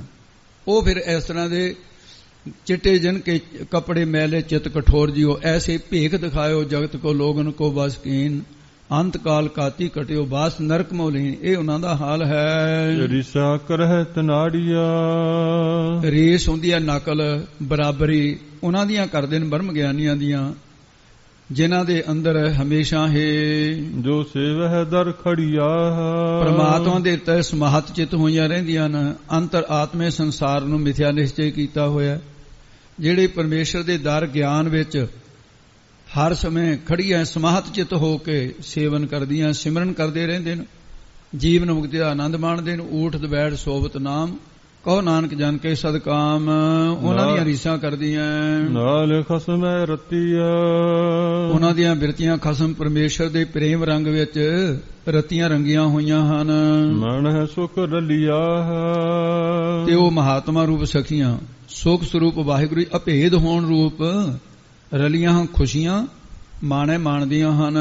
ਉਦੈ ਤਾਣ ਤਾਣੀਆ, ਮਹਾਤਮਾ ਰੂਪ ਸਖੀਆਂ ਸੰਸਾਰ ਦੇ ਵਿੱਚ ਇਹ ਸੰਸਾਰ ਦੀ ਰਚਨਾ ਕਰਨ ਦਾ ਤੇ ਸੰਸਾਰ ਦੇ ਵਿਨਾਸ਼ ਕਰਨ ਦਾ ਐਡਾ ਵੱਡਾ ਤਾਣ ਵੀ ਹੈ ਉਹਨਾਂ ਕੋਲ, ਵੀ ਉਹ ਸੰਸਾਰ ਨੂੰ ਨਾਸ਼ ਵੀ ਕਰਦੇ। ਰੱਬ ਉਹਨਾਂ ਦੇ ਕਹੇ ਤੇ ਇੱਕ ਛਿਣ ਵਿੱਚ ਨਾਸ਼ ਕਰ ਦੂ, ਵੀ ਮੇਰੇ ਪਿਆਰੇ ਨੇ ਕਹਿਤਾ। ਸੰਸਾਰ ਨੂੰ ਬਣਾ ਸਕਦੇ ਆ, ਪਰ ਫਿਰ ਵੀ ਕੀ ਹੈ, ਤਾਣ ਬਲ ਦੇ ਹੋਣ ਕਰਕੇ ਉਹ ਐਡੇ ਤਾਣ ਹੁੰਦੇ, ਤਾਣ ਬਲ ਹੈਗਾ ਪਰ ਨਿਤਾਣੀਆਂ ਨਿਰਬਲ ਜੇ ਹੋ ਕੇ ਰਹਿੰਦੇ ਨੇ, ਗਰੀਬੜੇ ਜਿਹੇ ਬਣ ਕੇ ਰਹਿੰਦੇ ਨੇ। ਰਹਿ ਨਿਮਾਨਣੀਆ, ਉਹਨਾਂ ਨੂੰ ਸਾਰੀ ਦੁਨੀਆ ਆਦਰ ਸਤਕਾਰ ਪਿਆਰ ਕਰਦੀ ਹੈ, ਪਰ ਉਹ ਮਹਾਤਮਾ ਨੂੰ ਸਖੀਆਂ ਫਿਰ ਵੀ ਨਿਮਾਨਣੀਆਂ ਮਾਣ ਤੋਂ ਰਹਿਤ ਹੋ ਕੇ ਆਪਣਾ ਜੀਵਨ ਬਤੀਤ ਕਰਦੇ ਆ ਗਰੀਬੀ ਦੇ ਅੰਦਰ। ਜਿਵੇਂ ਸਰਬੰਧ ਫਕੀਰ ਸੀ ਸਾਧ ਸੰਗਤ ਜੀ, ਰੋਮ ਬਲਾਇਤ ਦਾ ਬਾਦਸ਼ਾਹ ਨੇ ਸਬਰ ਤੇ ਸ਼ੁਕਰ ਦੇ ਮਾਨੇ ਪੁੱਛਣ ਦੇ ਬੜੇ ਵਿਦਵਾਨ ਸੱਦੇ, ਤਸੱਲੀ ਨਾ ਹੋਈ। ਫਿਰ ਕਿਸੇ ਨੇ ਦੱਸਿਆ ਵੀ ਤੁਸੀਂ ਐਂ ਕਰੋ, ਔਰੰਗਜ਼ੇਬ ਦੀ ਸਭਾ ਦੇ 1400 ਵਿਦਵਾਨ ਰਹਿੰਦਾ, ਉਹ ਤੁਹਾਨੂੰ ਮਾਨੇ ਦੱਸਣਗੇ, ਇੱਥੇ ਨਹੀਂ ਮਾਨੇ ਕਿਸੇ ਨੇ ਦੱਸਣੇ। ਉਹਨੇ ਵਜ਼ੀਰ ਭੇਜਿਆ, 1400 ਜਿਹੜੇ ਸੀ ਉਹ ਬਣਾ ਉੱਤਰ ਦੇ ਸਕੇ। ਬੜਾ ਉਦਾਸ ਜਾ ਹੋ ਕੇ ਇੱਕ ਬੰਦਾ ਮਿਲਿਆ, ਚੰਗਾ ਸੂਝਵਾਨ ਸੀ, ਕਹਿੰਦਾ ਵੀ ਤੂੰ ਪਰਦੇਸੀ ਲੱਗਦਾ। ਕਹਿੰਦਾ ਜੀ ਆਹ ਮਸਲਾ ਸੀ, ਨਾ ਤਾਂ ਰੋਮ ਬਲੈਤ ਦੇ ਵਿੱਚ ਕਿਸੇ ਨੇ ਮਸਲਾ ਸਾਡੇ ਬਾਦਸ਼ਾਹ ਦਾ ਹੱਲ ਕਰਿਆ, ਇਹ ਨਾ ਹੀ ਇੱਥੇ ਆ 1400 ਵਿਦਵਾਨ ਸੀ ਇਹਨਾਂ ਨੇ ਕਰਿਆ। ਕਹਿੰਦਾ ਚਾਹੁੰਦਾ ਕੀ ਹੈ? ਕਹਿੰਦਾ ਵੀ ਇਹ ਸਬਰ ਸ਼ੁਕਰ ਦੇ ਮਾਨੇ ਚਾਹੁੰਦਾ ਹੈ। ਕਹਿੰਦਾ ਫਿਰ ਇੱਕ ਬੰਦਾ ਹੀ ਦੱਸ ਸਕਦਾ ਹੈ। ਕਹਿੰਦਾ ਕੌਣ? ਕਹਿੰਦਾ ਬਾ ਔਰੰਗਜ਼ੇਬ ਦੀ ਜੇਲ੍ਹ ਦੇ ਵਿੱਚ ਹੈ, ਉਹ ਸਰਮਦ ਫਕੀਰ ਹੈ। ਕਹਿੰਦਾ ਵੀ ਮੈਂ ਪਹੁੰਚ ਕਰ ਲੂੰ ਉਹਦੇ ਤੱਕ। ਉਹਨੇ ਸਾਹਸੀ ਪਹੁੰਚ ਕੀਤੀ, ਕਿਉਂਕਿ ਬਾਦਸ਼ਾਹ ਦੇ ਜਿਹੜੇ ਬਾਹਰ ਤੋਂ ਉਹਨਾਂ ਦੇ ਆਇਆ ਕਰਦੇ ਸਨ ਐਸੇ ਸੁਨੇਹੇ ਲੈ ਕੇ ਆਉਂਦੇ ਦੂਤ ਜਿਨ੍ਹਾਂ ਨੂੰ ਕਿਹਾ ਜਾਂਦਾ, ਉਹਨਾਂ ਨੂੰ ਕੋਈ ਰੋਕ ਟੋਕ ਨਹੀਂ ਹੁੰਦੀ, ਯਾਦ ਉਹਨਾਂ ਦੇ ਕੋਲ ਅਧਿਕਾਰ ਹੁੰਦੇ ਆ। ਉਹਨੇ ਪਹੁੰਚ ਕੀਤੀ, ਜੀ ਮੈਂ ਫਕੀਰ ਦੇ ਦਰਸ਼ਨ ਕਰਨੇ ਚਾਹੁੰਦਾ ਹਾਂ। ਸਰਕਾਰ ਨੇ ਆਗਿਆ ਦੇ ਦਿੱਤੀ। ਉਹ ਜਾ ਕੇ ਸਰਮਦ ਫਕੀਰ ਨੂੰ ਦੇਖਿਆ, ਵੀ ਕਹਿਣ ਲੱਗਾ ਜੀ ਮੈਂ ਰੋਮ ਬਲਾਇਤ ਤੋਂ ਆਇਆ, ਸਬਰ ਸੁਖ ਦੇ ਮਾਨੇ ਪੁੱਛਣ ਵਾਸਤੇ ਆਇਆ। ਕਹਿੰਦੇ ਅੱਛਾ। ਉਹਨੇ ਸਾਧ ਸਿੰਘ ਜੀ ਉਸ ਵੇਲੇ ਕਹਿੰਦਾ ਵੀ ਖੜ ਜਾ, ਇੱਥੇ ਐਂ ਕਰ, ਇੱਕ ਤਾਂ ਪਾਣੀ ਦਾ ਘੜਾ ਲੈ ਕੇ ਆ, ਇੱਕ ਤਹਿਮਤ ਲੈ ਕੇ ਆ, ਉਹ ਲੂੰਗੀ ਜਿਹੜੀ ਧੋਤੀ ਬੰਨ੍ਹਦੇ ਆ ਉਹ ਲੈ ਆਇਆ। ਉਹਨੇ ਇਸ਼ਨਾਨ ਕੀਤਾ, ਇਸ਼ਨਾਨ ਕਰਕੇ ਉਹ ਪਹਿਨ ਲਏ। ਸਾਰੇ ਹੈਰਾਨ ਹੋਏ, ਕਹਿੰਦੇ ਨੰਗ ਤੜੰਗਾ ਫਿਰਦਾ ਸੀ, ਇਹਦੇ ਕਰਕੇ ਕੈਦ ਕਰਿਆ ਸੀ, ਕਹਿੰਦੇ ਅੱਜ ਬੰਨ ਵੀ ਲਈ ਇਸਨੇ। ਉਹਨੇ ਕਰਕੇ ਕਹਿੰਦਾ ਹਾਂ ਵੀ ਹੁਣ ਤੈਨੂੰ ਦੱਸਾਂ? ਕਹਿੰਦਾ ਜੀ ਦੱਸ। ਇਹਨੇ ਨੂੰ ਸਾਧ ਸਿੰਘ ਜੀ ਇੱਕ ਬਾਦਸ਼ਾਹ ਵੱਲੋਂ ਜਿਹੜਾ ਹੁਕਮ ਸੀ ਉਹ ਆਇਆ, ਉਹਨੇ 100 ਕੋਰੜੇ ਗਿਣ ਕੇ ਮਾਰੇ ਉਹਦੇ। ਰੋਜ਼ ਵੱਜਦੇ ਸੀ। ਇੱਕ ਪਾਣੀ ਦਾ ਪਿਆਲਾ ਲੂਣ ਵਾਲਾ ਤੇ ਥੋੜੀ ਜਿਹੀ ਜੌਂ ਇੰਨੇ ਕੁ ਉਹ ਦੇ ਦਿੱਤੇ, ਖਾ ਲਏ ਉਸਨੇ। ਕਹਿੰਦਾ ਹਾਂ ਵੀ ਤੈਨੂੰ ਹੁਣ ਦੱਸਾਂ। ਕਹਿੰਦਾ ਦੱਸ। ਕਹਿੰਦਾ ਲੈ ਐਂ ਕਰ, ਨੇਤਰ ਖੋਲ ਕੇ ਉੱਪਰ ਨੂੰ ਦੇਖ ਜਰਾ। ਜਦ ਦੇਖਿਆ ਆਕਾਸ਼ ਵਿੱਚ ਉਹਨੂੰ ਸਾਰੇ ਖੁਦਾ ਦੇ ਫਰਿਸ਼ਤੇ ਖੜੇ ਐ, ਗੁਪਤ ਰੂਹਾਂ ਹੱਥ ਜੋੜੀ। ਕਹਿੰਦਾ ਜੀ ਇਹ ਕੌਣ? ਕਹਿੰਦੇ ਪੁੱਛ ਲੈ ਇਹਨਾਂ ਨੂੰ। ਉਹ ਕਹਿੰਦੇ ਭਾਈ ਅਸੀਂ ਇਹ ਬ੍ਰਹਮ ਗਿਆਨੀ ਦੀ ਸੇਵਾ 'ਚ ਹਾਜ਼ਰ ਹੋਏ ਹਾਂ ਵੀ ਜੇ ਸਾਨੂੰ ਹੁਕਮ ਕਰੇ ਅਸੀਂ ਸੰਸਾਰ ਨੂੰ ਗਰਕ ਕਰ ਦਈਏ, ਪਰ ਇਹ ਆਗਿਆ ਨਹੀਂ ਦੇ ਰਿਹਾ। ਕਹਿੰਦੇ ਸਮਝ ਆ ਗਈ, ਇੰਨੀ ਤਾਕਤ ਮੇਰੇ ਕੋਲ ਹੈਗੀ, ਮੈਂ ਔਰੰਗਜ਼ੇਬ ਨੂੰ ਪਰਿਵਾਰ ਸਮੇਤ ਸਰਕਾਰ ਨੂੰ ਗਰਕ ਕਰ ਸਕਦਾ, ਦਿੱਲੀ ਦੇ ਤਖਤ ਨੂੰ। ਪਰ ਮੈਂ ਉਹਦੇ ਸ਼ੁਕਰਾਨੇ ਵਿੱਚ ਆਂ ਵੀ ਜੋ ਤੂੰ ਕਰ ਰਿਹਾ ਮਰ, ਜੋ ਤੂੰ ਕਰੇ ਕਰਾਵੇ ਸਵਾਮੀ ਸਾਹਿਬ ਮਸਲਤ ਪ੍ਰਵਾਨ। ਜੌਆਂ ਦਾ ਪਹਿਲਾ 8 ਬਾਅਦ ਇੱਕ ਇੰਨਾ ਕੁ ਪਾਣੀ ਮਿਲਦਾ ਮੈਨੂੰ। ਕਹਿੰਦਾ ਇਹਦੇ 'ਚ ਮੈਂ ਸਬਰ ਕਰਦਾ। ਇਹ ਸਬਰ ਦੇ ਮਾਨੇ ਨੇ, ਇਹ ਸ਼ੁਕਰ ਦੇ ਮਾਨੇ ਨੇ। ਤਸੱਲੀ ਹੋ ਗਈ ਸੀ। ਸੋ ਇੰਨਾ ਤਾਣ ਦੇ ਹੁੰਦਿਆਂ ਹੋਇਆਂ ਨਿਮਾਣੀਆਂ ਰਹਿੰਦੀਆਂ। ਇਹ ਸੁਰਮਦ ਫਕੀਰ ਦੀ ਤਰ੍ਹਾਂ ਇਸ ਤਰ੍ਹਾਂ ਦਾ ਉਹਨਾਂ ਦਾ ਸਾਧ ਸਿੰਘ ਜੀ ਹੁੰਦੇ ਤਾਣ ਨਿਤਾਣੀਆਂ, ਪਰ ਰਹਿੰਦੇ ਕਿਵੇਂ ਹਨ? ਰਹਿ ਨਿਵਾਨਣੀਆ, ਮਾਨ ਤੋਂ ਰਹਿਤ ਹੋ ਕੇ ਰਹਿੰਦੇ ਨੇ। ਸਾਡੇ 'ਚ ਕੋਈ ਤਾਕਤ ਨਹੀਂ ਹੈ। ਨਾਨਕ ਜਨਮ ਸਿਖਾਰਥ। ਮਹਾਰਾਜ ਕਹਿੰਦੇ ਜਿਨ੍ਹਾਂ ਨੂੰ ਐਸੇ ਸਤਪੁਰਸ਼ ਬ੍ਰਹਮ ਗਿਆਨੀ ਮਿਲ ਜਾਣ ਤੇ ਉਹਨਾਂ ਦਾ ਤਾਂ ਜਨਮ ਸਿਖਾਰਤਾ, ਉਹਨਾਂ ਦੇ ਨਾਲ ਜਿਹੜੇ ਮਿਲ ਜਾਣ ਉਹਨਾਂ ਦਾ ਵੀ ਸਫਲਾ ਹੈ। ਜੇ ਤਿਨ ਕੈ ਸੰਗ ਮਿਲਾ, ਜੇ ਉਹਨਾਂ ਦਾ ਮਿਲਾਪ ਹੋ ਜਵੇ ਤਾਂ ਫਿਰ ਜਨਮ ਸਫਲਾ ਹੋ ਜਾਂਦਾ ਹੈ ਉਹਨਾਂ ਜਗਿਆਸੂਆਂ ਦਾ। ਜੇ ਐਸੇ ਮਹਾਤਮਾ ਦੀ ਸੰਗਤ ਮਿਲ ਜਾਣ ਸਾਡਾ ਵੀ ਜਨਮ ਸਫਲਾ ਹੋ ਜਵੇ। ਹੁਣ ਅੱਗੇ ਚੌਥੇ ਪਾਤਸ਼ਾਹ ਦੀ ਪੌੜੀ ਆ ਰਹੀ ਹੈ ਤੇ ਵਾਹਿਗੁਰੂ ਪਰਮੇਸ਼ਰ ਦੇ ਸਰਬ ਰੂਪ ਕਰਕੇ ਵਰਣਨ ਕਰਨਗੇ ਇਹਦੇ ਵਿੱਚ। ਪੌੜੀ ਤੂੰ ਆਪੇ ਜਲ ਮੀਨਾ ਹੈ ਆਪੇ। ਇਹ ਪਰਮੇਸ਼ਰ ਤੂੰ ਆਪ ਹੀ ਜਲ ਪਾਣੀ ਰੂਪ ਹੈ ਤੇ ਆਪ ਹੀ ਪਾਣੀ 'ਚ ਰਹਿਣ ਵਾਲੀ ਮੱਛੀ ਰੂਪ ਵੀ ਆਪ ਹੀ ਹੈ। ਮੀਨਾ ਨਾਮ ਮੱਛੀ ਦਾ। ਆਪੇ ਹੀ ਆਪ ਜਾਲ, ਆਪ ਹੀ ਜਿਹਦੇ ਵਿੱਚ ਮੱਛੀ ਫਸ ਜਾਂਦੀ ਹੈ, ਜਾਲ ਰੂਪ ਵੀ ਆਪ ਹੀ ਹੈ। ਤੂੰ ਆਪੇ ਜਾਲ ਵਿਤਾਏ ਦਾ, ਆਪ ਹੀ ਫਿਰ ਝੀਵਰ ਰੂਪ ਹੈ ਜਿਹੜਾ ਮੱਛੀਆਂ ਨੂੰ ਫੜਨ ਵਾਲਾ ਹੈ। ਉਹ ਬਤਾਏ ਦਾ ਜਾਲ ਫੇਰਨ ਰੂਪ ਵੀ ਆਪ ਹੀ ਹੈ ਮਹਾਰਾਜ। ਆਪੇ ਵਿੱਚ ਸੇਬਾਲ, ਆਪ ਹੀ ਪਾਣੀ ਦੇ ਵਿੱਚ ਜਿਵੇਂ ਜਾਲਾ ਪੈਦਾ ਹੋ ਜਾਂਦਾ ਹੈ ਉਹ ਢੱਕ ਲੈਂਦਾ ਹੈ ਉਹਨੂੰ, ਇਸ ਤਰ੍ਹਾਂ ਇਹ ਜਾਲਾ ਰੂਪ ਵੀ ਤੂੰ ਆਪ ਹੀ ਹੈ। ਤੂੰ ਆਪੇ ਕਮਲ ਅਲਿਪਤ ਹੈ, ਫਿਰ ਆਪ ਹੀ ਡੱਡੂ ਰੂਪ ਹੋਰ ਕੇ ਜਾਲੇ ਨੂੰ ਖਾਣ ਵਾਲਾ ਤੇ ਆਪ ਹੀ ਕਮਲ ਦੀ ਤਰ੍ਹਾਂ ਨਿਰਲੇਪ ਵੀ ਆਪ ਹੀ ਹੈ। ਕਮਲ ਰੂਪ ਸਹਿ ਸੈਂਕੜੇ ਹੱਥ ਤਲਾਬ ਪਾਣੀ ਦੇ ਵਿੱਚ ਗੁਲਾਲ ਪਾਣੀ ਹੈ। ਆਪ ਹੀ ਕਮਲਵਤ ਅਲਿਪਤ ਨਿਰਲੇਪ ਰਹਿਣ ਵਾਲਾ ਹੈ। ਸਹਿ ਹੱਥਾਂ ਵਿੱਚ ਗੁਲਾਲ, ਆਪ ਹੀ ਪਾਣੀ ਦੇ ਵਿੱਚ ਨਿਰਲੇਪ ਰਹਿਣ ਕਰਕੇ ਕਮਲ ਦੀ ਨਿਆਈ ਜੋ ਸਹਿ ਸੈਂਕੜੇ ਹੱਥਾਂ ਰੂਪੀ ਲਹਿਰਾਂ ਦੀ ਪਛਾੜ ਵਿੱਚ ਫਿਰ ਵੀ ਲਾਲ ਗੁਲਾਬ ਭਾਵ ਖਿੜਿਆ ਹੀ ਰਹਿੰਦਾ, ਆਪਣਾ ਰੰਗ ਦਿਖਾਉਂਦਾ ਹੈ। ਉਹ ਕਈ ਤਰ੍ਹਾਂ ਦੇ ਰੰਗਾਂ ਦੇ ਹੁੰਦੇ ਨੇ। ਇਹ ਲਾਲ ਗੁਲਾਲ ਗੂੜੇ ਰੰਗ ਵਾਲੇ ਹੁੰਦੇ, ਫਿੱਕੇ ਰੰਗ ਵਾਲੇ ਵੀ। ਇਸੇ ਪ੍ਰਕਾਰ ਜੀ ਤੂੰ ਆਪੇ ਜਲ ਮੀਨਾ ਹੈ ਆਪੇ। ਇਹ ਅਕਾਲ ਪੁਰਖ ਤੂੰ ਆਪ ਹੀ ਪਦਾਰਥਾਂ ਰੂਪ ਜਲ ਕੀਏ ਪਾਣੀ ਤੇ ਆਪ ਹੀ ਜੀਵ ਰੂਪ ਮੀਨਾ ਮੱਛੀ ਹੈ ਤੇ ਆਪ ਹੀ ਮਹਾਰਾਜ ਆਪੇ ਹੀ ਆਪ ਜਾਲ, ਆਪ ਹੀ ਆਪ ਮੋਹ ਰੂਪੀ ਜਾਲ ਜਿਹਦੇ ਵਿੱਚ ਸਾਰੇ ਜੀਵ ਫਸਾਏ ਹੋਏ ਨੇ। ਮੱਛੀ ਜਿਵੇਂ ਪਾਣੀ 'ਚ ਫਸ ਜਾਂਦੀ ਹੈ, ਜਾਲ ਦੇ ਵਿੱਚ ਪਾਣੀ 'ਚ ਰਹਿੰਦੀ ਹੋਈ ਜਾਲ ਦੇ ਫਸ ਜਾਂਦੀ ਹੈ। ਇਸੇ ਤਰ੍ਹਾਂ ਮੋਹ ਦੇ 'ਚ ਫਸੇ ਹੋਏ ਨੇ। ਇਹ ਮੋਹ ਰੂਪੀ ਜਾਲ ਵੀ ਤੂੰ ਆਪ ਹੀ ਕੀਤਾ ਹੈ। ਤੂੰ ਆਪੇ ਜਾਲ ਵਿਤਾਏ ਦਾ, ਆਪ ਹੀ ਸਾਰਿਆਂ ਦੇ ਸਿਰਾਂ ਤੇ ਜਿਹੜਾ ਜਮਾਂ ਦਾ ਜਾਲ ਬਤਾਏ ਦਾ ਫੇਰਨ ਵਾਲਾ ਹਾਂ, ਜੰਮ ਫਿਰਦਾ ਸਾਰਿਆਂ ਦੇ। ਆਪੇ ਵਿੱਚ ਸੇਵਾਲ, ਆਪ ਹੀ ਸਿਵਾਲ ਜਾਲ ਦੀ ਨਹੀਂ ਪ੍ਰਫੁੱਲਤ ਹੋਣ ਵਾਲਾ ਹੈ। ਤੂੰ ਆਪੇ ਕਮਲ ਅਲਿਪਤ ਹੈ। ਇਹ ਪਰਮੇਸ਼ਰ ਤੂੰ ਆਪ ਹੀ ਕਮਲ ਦੀ ਨਿਆਈ ਨਿਰਲੇਪ ਰਹਿਣ ਵਾਲਾ ਹੈ। ਸਹਿ ਹੱਥਾਂ ਵਿੱਚ ਗੁਲਾਲ, ਸਹਿ ਸੈਂਕੜੇ ਹੱਥ ਡੂੰਘੇ ਗੁਲਾਲ ਪਾਣੀ ਦੀ ਨਿਆਈ ਸਵਰਗ ਆਦ ਵਿੱਚ ਉਹਦੇ ਵਿੱਚ ਵਿਚਲੇ ਸੁਖਾਂ ਨੂੰ ਛੱਡ ਕੇ ਤੂੰ ਆਪ ਹੀ ਸੰਤ ਰੂਪ ਹੋ ਕੇ ਕਮਲ ਦੀ ਨਿਆਈ ਨਿਰਲੇਪ ਰਹਿਣ ਵਾਲਾ ਹੈ। ਤੂੰ ਆਪੇ ਜਲ ਮੀਨਾ ਹੈ ਆਪੇ। ਹੇ ਮਹਾਰਾਜ ਤੂੰ ਆਪ ਹੀ ਪ੍ਰੇਮ ਰੂਪੀ ਜਲ ਹੈ। ਆਪ ਹੀ ਉਹਦੇ ਵਿੱਚ ਮੱਛੀ ਦੀ ਨਿਆਈ ਅਧਿਕਾਰੀ ਰੂਪ ਵੀ ਆਪ ਹੀ ਹੈ ਤੇ ਆਪ ਹੀ ਮਹਾਰਾਜ ਤੋਂ ਆਪੇ ਹੀ ਆਪ ਜਾਲ ਤੇ ਆਪ ਹੀ ਮਹਾਰਾਜ ਆਪਣਾ ਜਸ ਰੂਪ ਉਹਨਾਂ ਤੇ ਮੋਹਤ ਹੋਣ ਵਾਲਾ ਜਾਲ। ਕਿਉਂਕਿ ਤੂੰ ਪ੍ਰੇਮ ਦੇ ਵਿੱਚ ਫਸਦਾ ਹੈ, ਤੈਨੂੰ ਫਸਾਉਂਦੇ ਨੇ ਪ੍ਰੇਮ ਕਰਨ ਵਾਲੇ, ਉਹਦਾ ਫਸਦਾ ਨਹੀਂ। ਇਸ ਕਰਕੇ ਜਾਲਾ ਰੂਪ ਤੈਨੂੰ ਕਿਹਾ ਵੀ ਪ੍ਰੇਮ ਦੇ ਵਿੱਚ ਵਸੀਕਾਰ ਹੋ ਜਾਣਾ, ਤੂੰ ਭਗਤਾਂ ਕੇ ਵਸ, ਇਉਂ ਵਸ ਹੋ ਜਾਣਾ, ਅਧੀਨ ਹੁੰਦਾ। ਜਾਲ ਜਿਹੜਾ ਉਹ ਅਧੀਨ ਕਰ ਲੈਂਦਾ ਨਾ ਮੱਛੀ ਨੂੰ, ਨਾਮ ਜਪ ਕੇ ਤੈਨੂੰ ਅਧੀਨ ਕਰ ਲੈਂਦੇ। ਜਾਲ ਰੂਪ ਤੂੰ ਆਪ ਹੀ ਹੈ, ਤੂੰ ਆਪੇ ਜਾਲ ਬਤਾਏਦਾ, ਆਪ ਹੀ ਮੋਹਤ ਕਰਨ ਰੂਪੀ ਜਾਲ ਬਤਾਏਦਾ, ਫੇਰਨ ਵਾਲਾ ਹੈ। ਆਪੇ ਵਿੱਚ ਸੇ ਬਾਲ, ਆਪੇ ਜਾਲੀ ਦੀ ਨਹੀਂ ਪਦਾਰਥਾਂ ਰੂਪੀ ਜਾਲਾ ਦੇਣ ਵਾਲਾ ਵੀ ਆਪ ਹੀ ਹੈ। ਤੂੰ ਆਪੇ ਕਮਲ ਅਲਿਪਤ ਹੈ, ਤੂੰ ਆਪ ਹੀ ਕਮਲ ਦੀ ਨਿਆਈ ਸੰਤ ਮਹਾਤਮਾ ਤਤ ਵੇਤੀ ਰੂਪ ਹੀ ਹਨ, ਜਿਹੜੇ ਨਿਰਲੇਪ ਰਹਿੰਦੇ ਨੇ, ਮਾਇਆ ਵਿੱਚ ਲਪਾਏਮਾਨ ਨਹੀਂ ਹੁੰਦੇ। ਇਸ ਕਰਕੇ ਤੂੰ ਆਪ ਹੀ ਬ੍ਰਹਮ ਰੂਪ ਹੋਣ ਕਰਕੇ ਅਲਿਪਤ ਨਿਰਲੇਪ ਰਹਿਣ ਵਾਲਾ ਹੈ। ਸਹਿ ਹੱਥਾਂ ਵਿੱਚ ਗੁਲਾਲ, ਸਹਿ ਸੈਂਕੜੇ ਦਾ ਨਾਮ ਹੈ, ਤੇ ਸਹਿ ਸੈਂਕੜੇ ਹੱਥ। ਜਿਹੜਾ ਗੱਗਾ ਹੈ, ਗੱਗੇ ਨੂੰ ਔਂਕੜ ਲੱਗਿਆ, ਇਹ ਸ਼ਾਸਤਰਾਂ ਕਰਕੇ।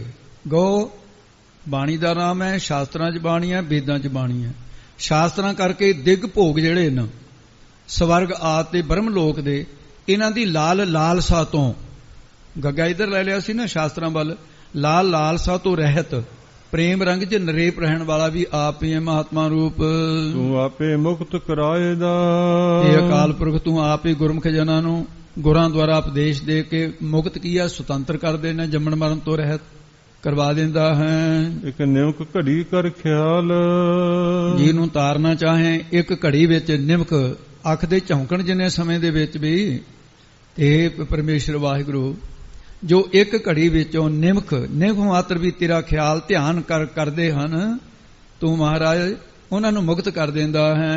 ਹਰ ਤੁਧ ਬਾਹਰ ਕਿਛ ਨਹੀਂ, ਇਹ ਹਰੀ ਪਰਮੇਸ਼ਰ ਵਾਹਿਗੁਰੂ ਤੁਹਾਤੋਂ ਬਾਹਰ ਕੁਝ ਵੀ ਨਹੀਂ ਹੈ, ਤੁਹਾਡੇ ਹੁਕਮ ਤੋਂ।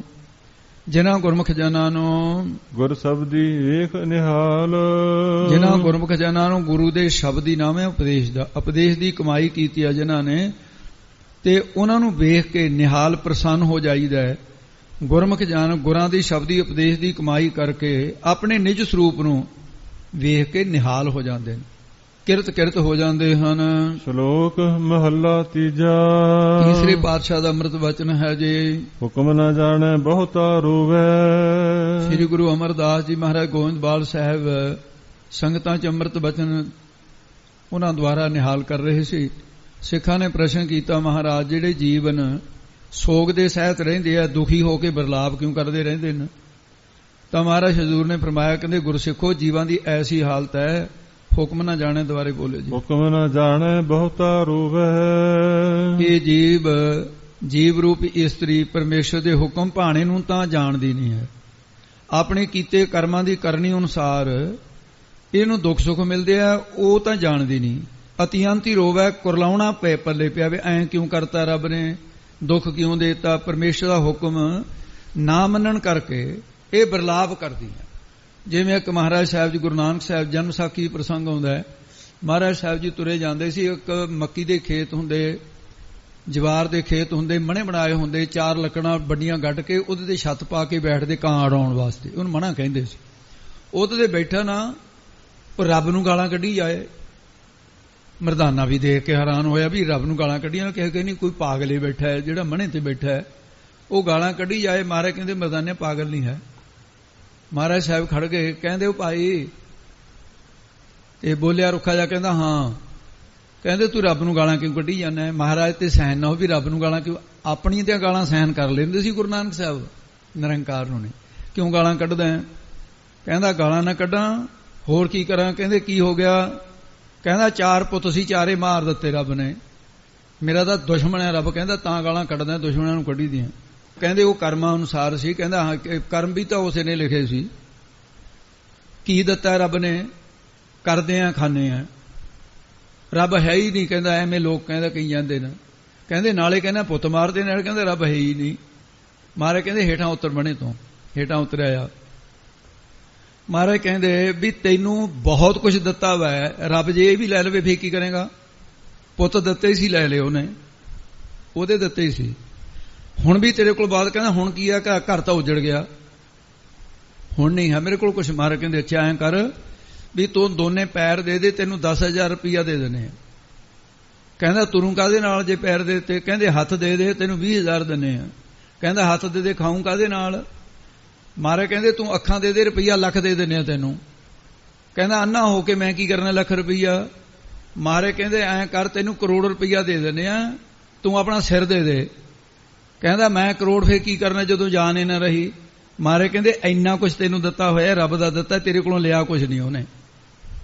ਫੇਰ ਸਮਝ ਆਈ। ਕਹਿੰਦਾ ਫਿਰ ਮੇਰੇ ਬੱਚੇ ਕਹਿੰਦੇ ਇਹ ਤਾਂ ਇੰਨਾ ਹੀ ਲਿਖਿਆ ਹੋਇਆ ਸੀ, ਇਹ ਤੇਰੇ ਜਨਮ ਤੋਂ ਪਹਿਲਾਂ ਤੇਰੇ ਨਹੀਂ ਸੀ, ਮਰਨ ਤੋਂ ਬਾਅਦ ਵੀ ਤੇਰੇ ਨਹੀਂ ਹੈ, ਇਹ ਤਾਂ ਮੁਸਾਫਰਖਾਨੇ 'ਚ ਇਕੱਠੇ ਹੋਏ ਸੀ, ਗਿਆਨ ਹੋ ਗਿਆ। ਕਹਿੰਦਾ ਜੀ ਹੁਣ ਨਹੀਂ ਗਾਲ ਕੱਢਦਾ ਰੱਬ ਨੂੰ। ਇਉਂ ਮਹਾਰਾਜ ਸਾਹਿਬ ਜੀ ਇੱਥੇ ਗੁਰੂ ਅਮਰਦਾਸ ਮਹਾਰਾਜ ਕਹਿੰਦੇ ਨਾ, ਹੁਕਮ ਨਾ ਜਾਣੈ ਬਹੁਤਾ ਰੋਬ ਹੈ।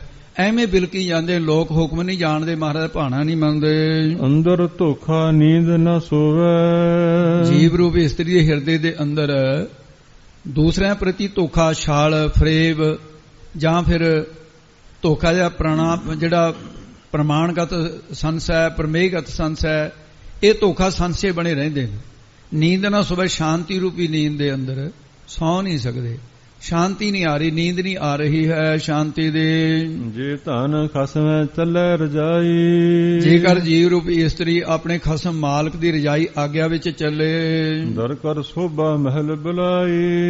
ਇਹਨੂੰ ਭਾਈ ਚੱਲੈ ਪਾਠ ਨਾ ਬਣ ਜਾਵੇ, ਇਹ ਧਿਆਨ ਰੱਖਿਓ, ਚੱਲਾ ਪਾਠ ਹੀ ਕਰਨਾ ਹੈ। ਚੱਲੇ ਦਾ ਉਚਾਰਨ ਅਧਿਕ ਸਹਿਤ ਹੀ ਹੈ।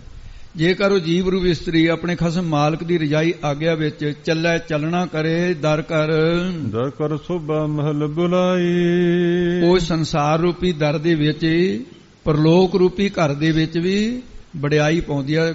ਵਡਿਆਈ ਸੋਭਾ ਦਾ ਅਰਥ ਹੈ ਵਡਿਆਈ, ਵਡਿਆਈ ਪਾਉਂਦੀ ਹੈ। ਪਰਮੇਸ਼ਰ ਦੀ ਸੱਚਖੰਡ ਰੂਪੀ ਮਹੱਲ, ਉਹਦੇ 'ਚ ਬੁਲਾ ਲੈਂਦਾ ਪਰਮੇਸ਼ਰ, ਆਪਣੇ ਅਭੇਦ ਕਰ ਲੈਂਦਾ। ਉਹਦੀ ਸਾਧ ਸੰਗ ਰੂਪੀ ਦਰ ਵਿੱਚ ਸੋਭਾ ਹੁੰਦੀ ਹੈ। ਅੰਤਸਕਰਨ ਰੂਪੀ ਘਰ ਦੇ ਸਾਖੀ ਸਰੂਪ ਦੀ ਸਖਿਆਤਾ ਹੋ ਜਾਂਦੀ ਹੈ, ਸਖਿਆਤਾ ਰੂਪ ਸੋਭਾ ਪ੍ਰਾਪਤ ਹੋ ਜਾਂਦੀ ਹੈ। ਪਰਮੇਸ਼ਰ ਉਸ ਨੂੰ ਤੁਰਿਆ ਪਦ ਰੂਪੀ ਮਹਲ ਦੇ ਵਿੱਚ ਬੁਲਾ ਕੇ ਆਪਣੇ 'ਚ ਅਭੇਦ ਕਰ ਲੈਂਦਾ ਹੈ। ਨਾਨਕ ਕਰਮੀ ਇਹ ਮਤ ਪਾਈ। ਨਾਨਕ ਕਰਮੀ ਇਹ ਮਤ ਪਾਈ। ਸਤਿਗੁਰੂ ਮਹਾਰਾਜ ਫਰਮਾਨ ਕਰਦੇ, ਚੰਗੇ ਸ੍ਰੇਸ਼ਟ ਨਿਸ਼ਕਾਮ ਕਰਮਾਂ ਕਰਕੇ ਸਤਸੰਗਤ ਦੀ ਕਰਨੀ, ਇਹ ਮਤ ਸਿੱਖਿਆ ਨੂੰ ਪਾਈ ਪਾ ਲਈਦਾ ਹੈ, ਪ੍ਰਾਪਤ ਕਰ ਲਈਦਾ ਹੈ। ਜੇ ਗੁਰ ਪ੍ਰਸਾਦੀ ਸੱਚ ਸਮਾਈ। ਗੁਰੂ ਦੀ ਪ੍ਰਸਾਦੀ ਕਿਰਪਾ ਦ੍ਰਿਸ਼ਟੀ ਦੇ ਨਾਲ ਜੀਵ ਰੂਪ ਇਸਤਰੀ ਸਤ ਸਰੂਪ ਪਰਮੇਸ਼ਰ ਵਿੱਚ ਸਮਾਈ ਅਭੇਦ ਹੋ ਜਾਂਦੀ ਹੈ। ਮਹੱਲਾ ਤੀਜਾ।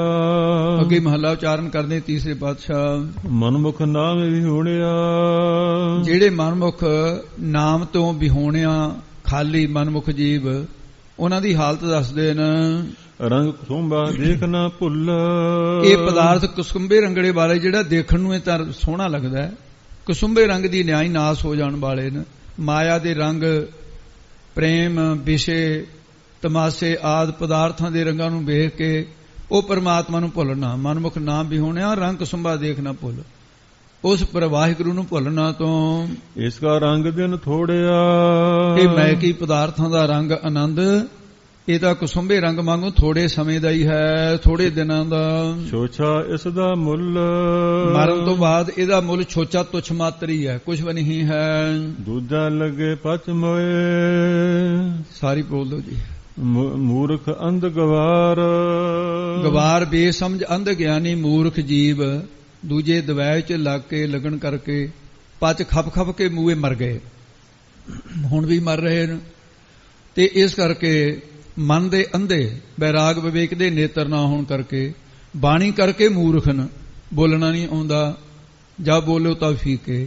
ਸਰੀਰ ਕਰਕੇ ਗਵਾਰ ਤੇ ਬਾਹਲੀ ਜਿਹੜੇ ਸਾਸੀ ਬਿਹਾਰਾਂ ਦੇ ਵਿੱਚ ਮੂਰਖ, ਸ਼ਾਸਤਰ ਗਿਆਨ ਤੋਂ ਰਹਿਤ ਅਗਿਆਨੀ ਅੰਧੇ, ਪਰਮਾਰਥ ਵੱਲੋਂ ਗਵਾਰ, ਜਿਨ੍ਹਾਂ ਨੂੰ ਕੁਝ ਬਣਾਉਂਦੇ ਬੇਅਕਲ ਜਿਹੜੇ ਨੇ। ਮੂਰਖ ਸੁਭਾਅ ਦਾ ਜਿਹੜਾ ਸਾਧ ਸਿੰਘ ਜੀ, ਅਕਲ ਜਿਨ੍ਹਾਂ ਨੂੰ ਹੋਵੇ ਨਾ, ਉਹ ਦੂਸਰੇ ਮੈਕੀ ਪਦਾਰਥਾਂ ਲਾ ਕੇ ਅੰਤ ਨੂੰ ਪਚ ਮੂਏ, ਉਹ ਫਿਰ ਖੁਆਰ ਹੋ ਕੇ ਮਰ ਜਾਂਦੇ ਹਨ। ਬਿਸ਼ਟਾ ਅੰਦਰ ਕੀਟ ਸੇ। ਉਹ ਮਨਮੁਖ ਜੀਵ ਬਿਸ਼ਟਾ ਗੰਦਗੀ ਦੇ ਅੰਦਰ ਬਸਣ ਵਾਲੇ ਕੀਟ ਕੀੜੇ ਬਣ ਜਾਂਦੇ ਆ। ਫਿਰ ਪੈ ਪਚਹਿ ਵਾਰੋ ਵਾਰ। ਪੈ ਪਚਹਿ ਵਾਰੋ ਵਾਰ, ਉਹ ਫਿਰ ਪੈ ਕੇ ਕਾਹਦੇ 'ਚ, ਜੂਨਾਂ 'ਚ ਮੁੜ ਕੇ ਨਰਕਾਂ ਦੀ ਅੱਗ ਵਿੱਚ ਪਚੇ ਸੜਦੇ ਰਹਿੰਦੇ ਹਨ। ਨਾਨਕ ਨਾਮ ਰਤੇ ਸੇ ਰੰਗਲੇ। ਸਤਿਗੁਰੂ ਜੀ ਕਥਨ ਕਰਦੇ, ਜਿਹੜੇ ਗੁਰੂ ਸਾਹਿਬ ਦੇ ਉਪਦੇਸ਼ ਦੇ ਵਿੱਚ ਰੰਗੇ ਗਏ ਨੇ। ਗੁਰ ਕੈ ਸਹਿਜ ਸੁਭਾਏ। ਗੁਰੂ ਸਤਿਗੁਰੂ ਦੇ ਉਪਦੇਸ਼ ਦੁਆਰਾ ਸਹਿਜ ਸ਼ਾਂਤੀ ਸੁਭਾਅ ਧਾਰਨ ਕੀਤੀ ਹੈ, ਸੇ ਫਿਰ ਉਹ ਰੱਤੇ ਰੰਗੇ ਹੋਏ ਪਰਮੇਸ਼ਰ ਦੇ ਰੰਗਲੇ ਆਨੰਦ ਦੇ ਸਹਿਤ ਹੋ ਗਏ। ਭਗਤੀ ਰੰਗ ਨਾ ਉਤਰੈ, ਪਰਮੇਸ਼ਰ ਦੀ ਭਗਤੀ ਦਾ ਭਾਈ ਮਜੀਠਾ ਰੰਗ ਹੈ, ਇਹ ਨਹੀਂ ਲਹਿੰਦਾ ਹੁੰਦਾ।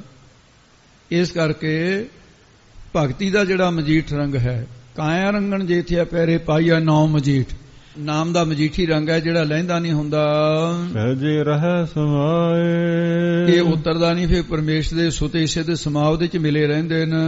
ਪੌੜੀ ਹਾਂਜੀ, ਪੌੜੀ ਉਚਾਰਨ ਕਰਦੇ ਗੁਰੂ ਰਾਮਦਾਸ ਮਹਾਰਾਜ ਦੀ ਹੈ। ਸਿਸ਼ਟ ਅਪਾਈ ਸਭ ਤੁਧ, ਇਹ ਵਿਸਰਾਮ ਖਾਸ ਹੈ ਭਾਈ, ਤੁਧ ਦੇ ਉੱਤੇ ਧਿਆਨ ਰੱਖਣਾ ਹੈ। ਅਕਾਲ ਪੁਰਖ ਜਿੰਨੀ ਵੀ ਚਾਰ ਖਾਣੀਆਂ ਰੂਪ ਸ੍ਰਿਸ਼ਟੀ, ਇਹ ਸਾਰੀ ਤੁਧ ਤੂੰ ਆਪ ਹੀ ਮਹਾਰਾਜ ਉਪਾਈ ਕੀਏ ਪੈਦਾ ਕੀਤੀ ਹੈ। ਆਪੇ ਰਿਜ਼ਕ ਸੰਭਾਹਿਆ, ਫਿਰ ਕੇਵਲ ਪੈਦਾ ਹੀ ਨਹੀਂ ਕੀਤੀ, ਕੀੜਿਆਂ ਤੋਂ ਲੈ ਕੇ ਹਾਥੀ ਤੱਕ ਸਾਰਿਆਂ ਜੀਵਨ ਰਿਜ਼ਕ ਰੋਜੀ ਸੰਭਾਹਿਆ ਨਾ ਪਹੁੰਚਾਉਣ ਦਾ ਹੁੰਦਾ ਹੈ। ਸੈਲ ਪੱਥਰ ਮੈਂ ਜੰਤੋ ਪਾਏ ਤਾ ਕਰ ਇੱਕ ਆਗੇ ਕਰ ਧਰਿਆ, ਸਾਰਿਆਂ ਨੂੰ ਪਾਲਣਾ ਕਰਦਾ ਹੈ। ਇੱਕ ਵਾਲ ਛਲ ਕਰਕੇ ਖਾਵਦੇ, ਪਰ ਇੱਕ ਕਈ ਜੀਵ ਉਹ ਬਲ ਫਰੇਬ, ਬਲ ਤਾਂ ਨਾ ਵੀ ਬਲ ਪਾ ਕੇ, ਇਹ ਜਿਹੜਾ ਹੁੰਦਾ ਇਹ ਫਰੇਬ ਨੂੰ ਬਲ ਕਹਿੰਦੇ ਨੇ। ਜਿਹੜਾ ਛਲ ਹੈ ਇਹ ਧੋਖਾ ਹੈ, ਤੇ ਇਸ ਤਰ੍ਹਾਂ ਉਹ ਫਰੇਬ ਕਰਕੇ ਛਲ ਕਰਕੇ ਧੋਖਾ ਕਰਕੇ ਰਿਜ਼ਕ ਕਮਾਉਂਦੇ ਆ। ਕਮਾਈ ਤਾਂ ਕਰਦੇ ਆ ਪਰ ਬਲ ਛਲ ਕਰਦੇ ਆ, ਧੋਖਾ ਕਰਦੇ ਆ, ਫਰੇਬ ਕਰਕੇ ਖਾਂਦੇ, ਨਾਲੇ ਪਰਿਵਾਰ ਨੂੰ ਜ਼ਹਿਰ ਦਿੰਦੇ, ਨਾਲੇ ਆਪ ਖਾਂਦੇ ਆ।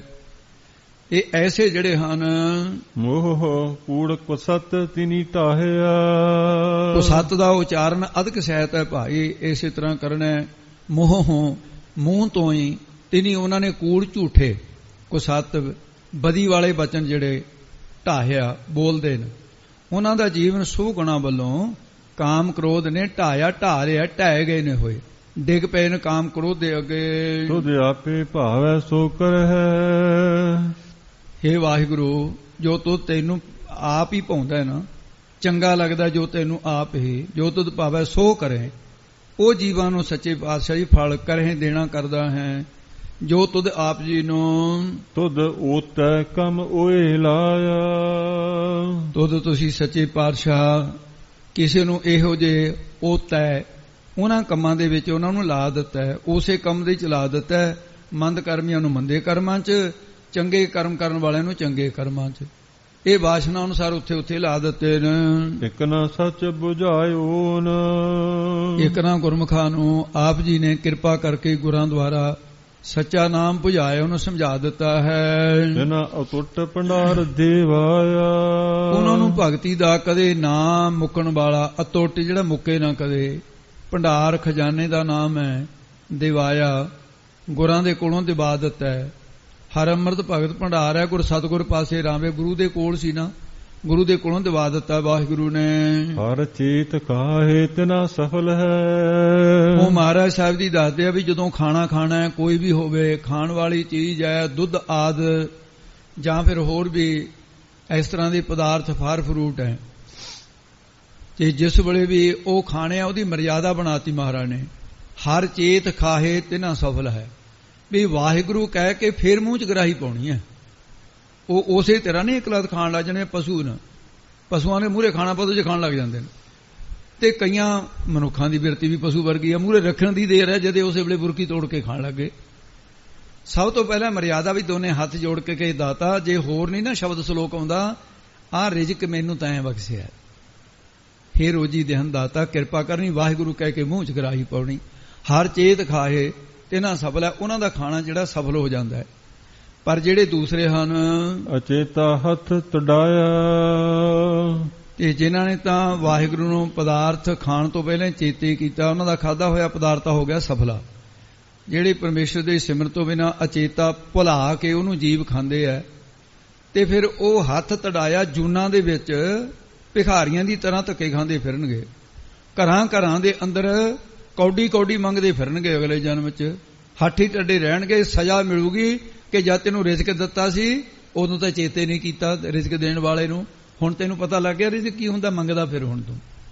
ਦੂਸਰਾ ਸਾਧ ਸੰਗ ਜੀ, ਜੋ ਜੀਵ ਹਰ ਪਰਮੇਸ਼ਰ ਦਾ ਚਿੰਤਨ ਕਰਕੇ ਪਦਾਰਥ ਖਾਂਦੇ ਹੈ, ਇਹਦੇ 'ਚ ਇੱਕ ਸਿਹਤ ਵਿਗਿਆਨ ਦੀ ਬੜੀ ਖੂਬੀ ਲੁਕੀ ਹੋਈ ਹੈ।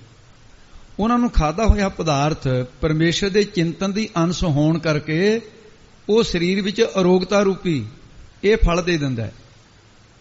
ਇਹ ਸਹਿਤ ਫਲ ਦੇ ਹੈ, ਕਿਉਂਕਿ ਉਹ ਖਾਣੇ ਦੇ ਵਿੱਚ ਇੱਕ ਸ਼ਕਤੀ ਪੈਦਾ ਹੋ ਜਾਂਦੀ ਹੈ। ਉਹ ਚਿੰਤਨ ਕਰਦੇ ਕਰਦੇ ਖਾਧਿਆ ਹੋਇਆ ਪਦਾਰਥ ਜਿਹੜਾ ਹੈ ਬਿਰਤੀ ਨੂੰ ਸਤੋਗੁਣੀ ਕਰ ਦਿੰਦਾ ਹੈ, ਜਿਸ ਕਰਕੇ ਕਾਮ ਕ੍ਰੋਧ ਆਦਿ ਦੀ ਵਿਕਾਰ ਦਾ ਪ੍ਰਭਾਵ ਪੈਂਦਾ ਨਹੀਂ ਖਾਣੇ ਤੇ। ਚਿੰਤਨ ਕਰਨ ਦੇ ਨਾਲ ਮਾਨਸਿਕ ਤੇ ਸਰੀਰਕ ਰੋਗਾਂ ਤੋਂ ਰਹਿਤ ਹੋ ਜਾਈਦਾ, ਇਹ ਫਲ ਮਿਲਦਾ ਹੈ। ਜਿਹੜੇ ਅਚੇਤਾ ਚਿੰਤਨ ਤੋਂ ਰਹਿਤ ਹੋ ਕੇ ਪਦਾਰਥ ਖਾਂਦੇ ਨੇ ਉਹਨਾਂ ਨੂੰ ਤਮੋ ਗੁਣ ਦੀ ਅੰਸ਼ ਵੱਧ ਜਾਂਦੀ ਹੈ। ਤਮੋ ਗੁਣ ਦੇ ਕਾਮ ਕ੍ਰੋਧ ਵੱਧਦੇ ਆ, ਖਾਣਾ ਉਹੀ ਹੈ ਤੇ ਉੱਥੇ ਸਤੋਗੁਣ ਬਿਰਤੀ ਵੱਧ ਗਈ, ਉੱਥੇ ਤਮੋ ਗੁਣ ਵੱਧ ਗਈ। ਖਾਣਾ ਖਾਣ ਦੇ ਨਾਲ ਇੰਨਾ ਫਰਕ ਪੈਂਦਾ ਹੈ। ਇਸ ਕਰਕੇ ਤਾਂ ਕਹਿੰਦੇ ਤੈਨੂੰ ਕਿ ਰੋਟੀ ਖਾਣ ਦਾ ਵੀ ਨਹੀਂ ਪਤਾ, ਸਾਨੂੰ ਕਿੰਨਾ ਕੁ ਪਤਾ ਭਾਈ, ਆਹ ਦੱਸ ਦਿਨ ਮਹਾਰਾਜ ਵੀ ਐਂ ਖਾਣਾ ਖਾਈਦਾ ਹੈ। ਇਸ ਕਰਕੇ ਫਿਰ ਮਾਨਸਿਕ ਰੋਗ ਲੱਗਣਗੇ ਕਾਮ ਕ੍ਰੋਧ ਦੇ, ਫਿਰ ਸਰੀਰਕ ਰੋਗ ਲੱਗ ਜਾਂਦੇ ਆ।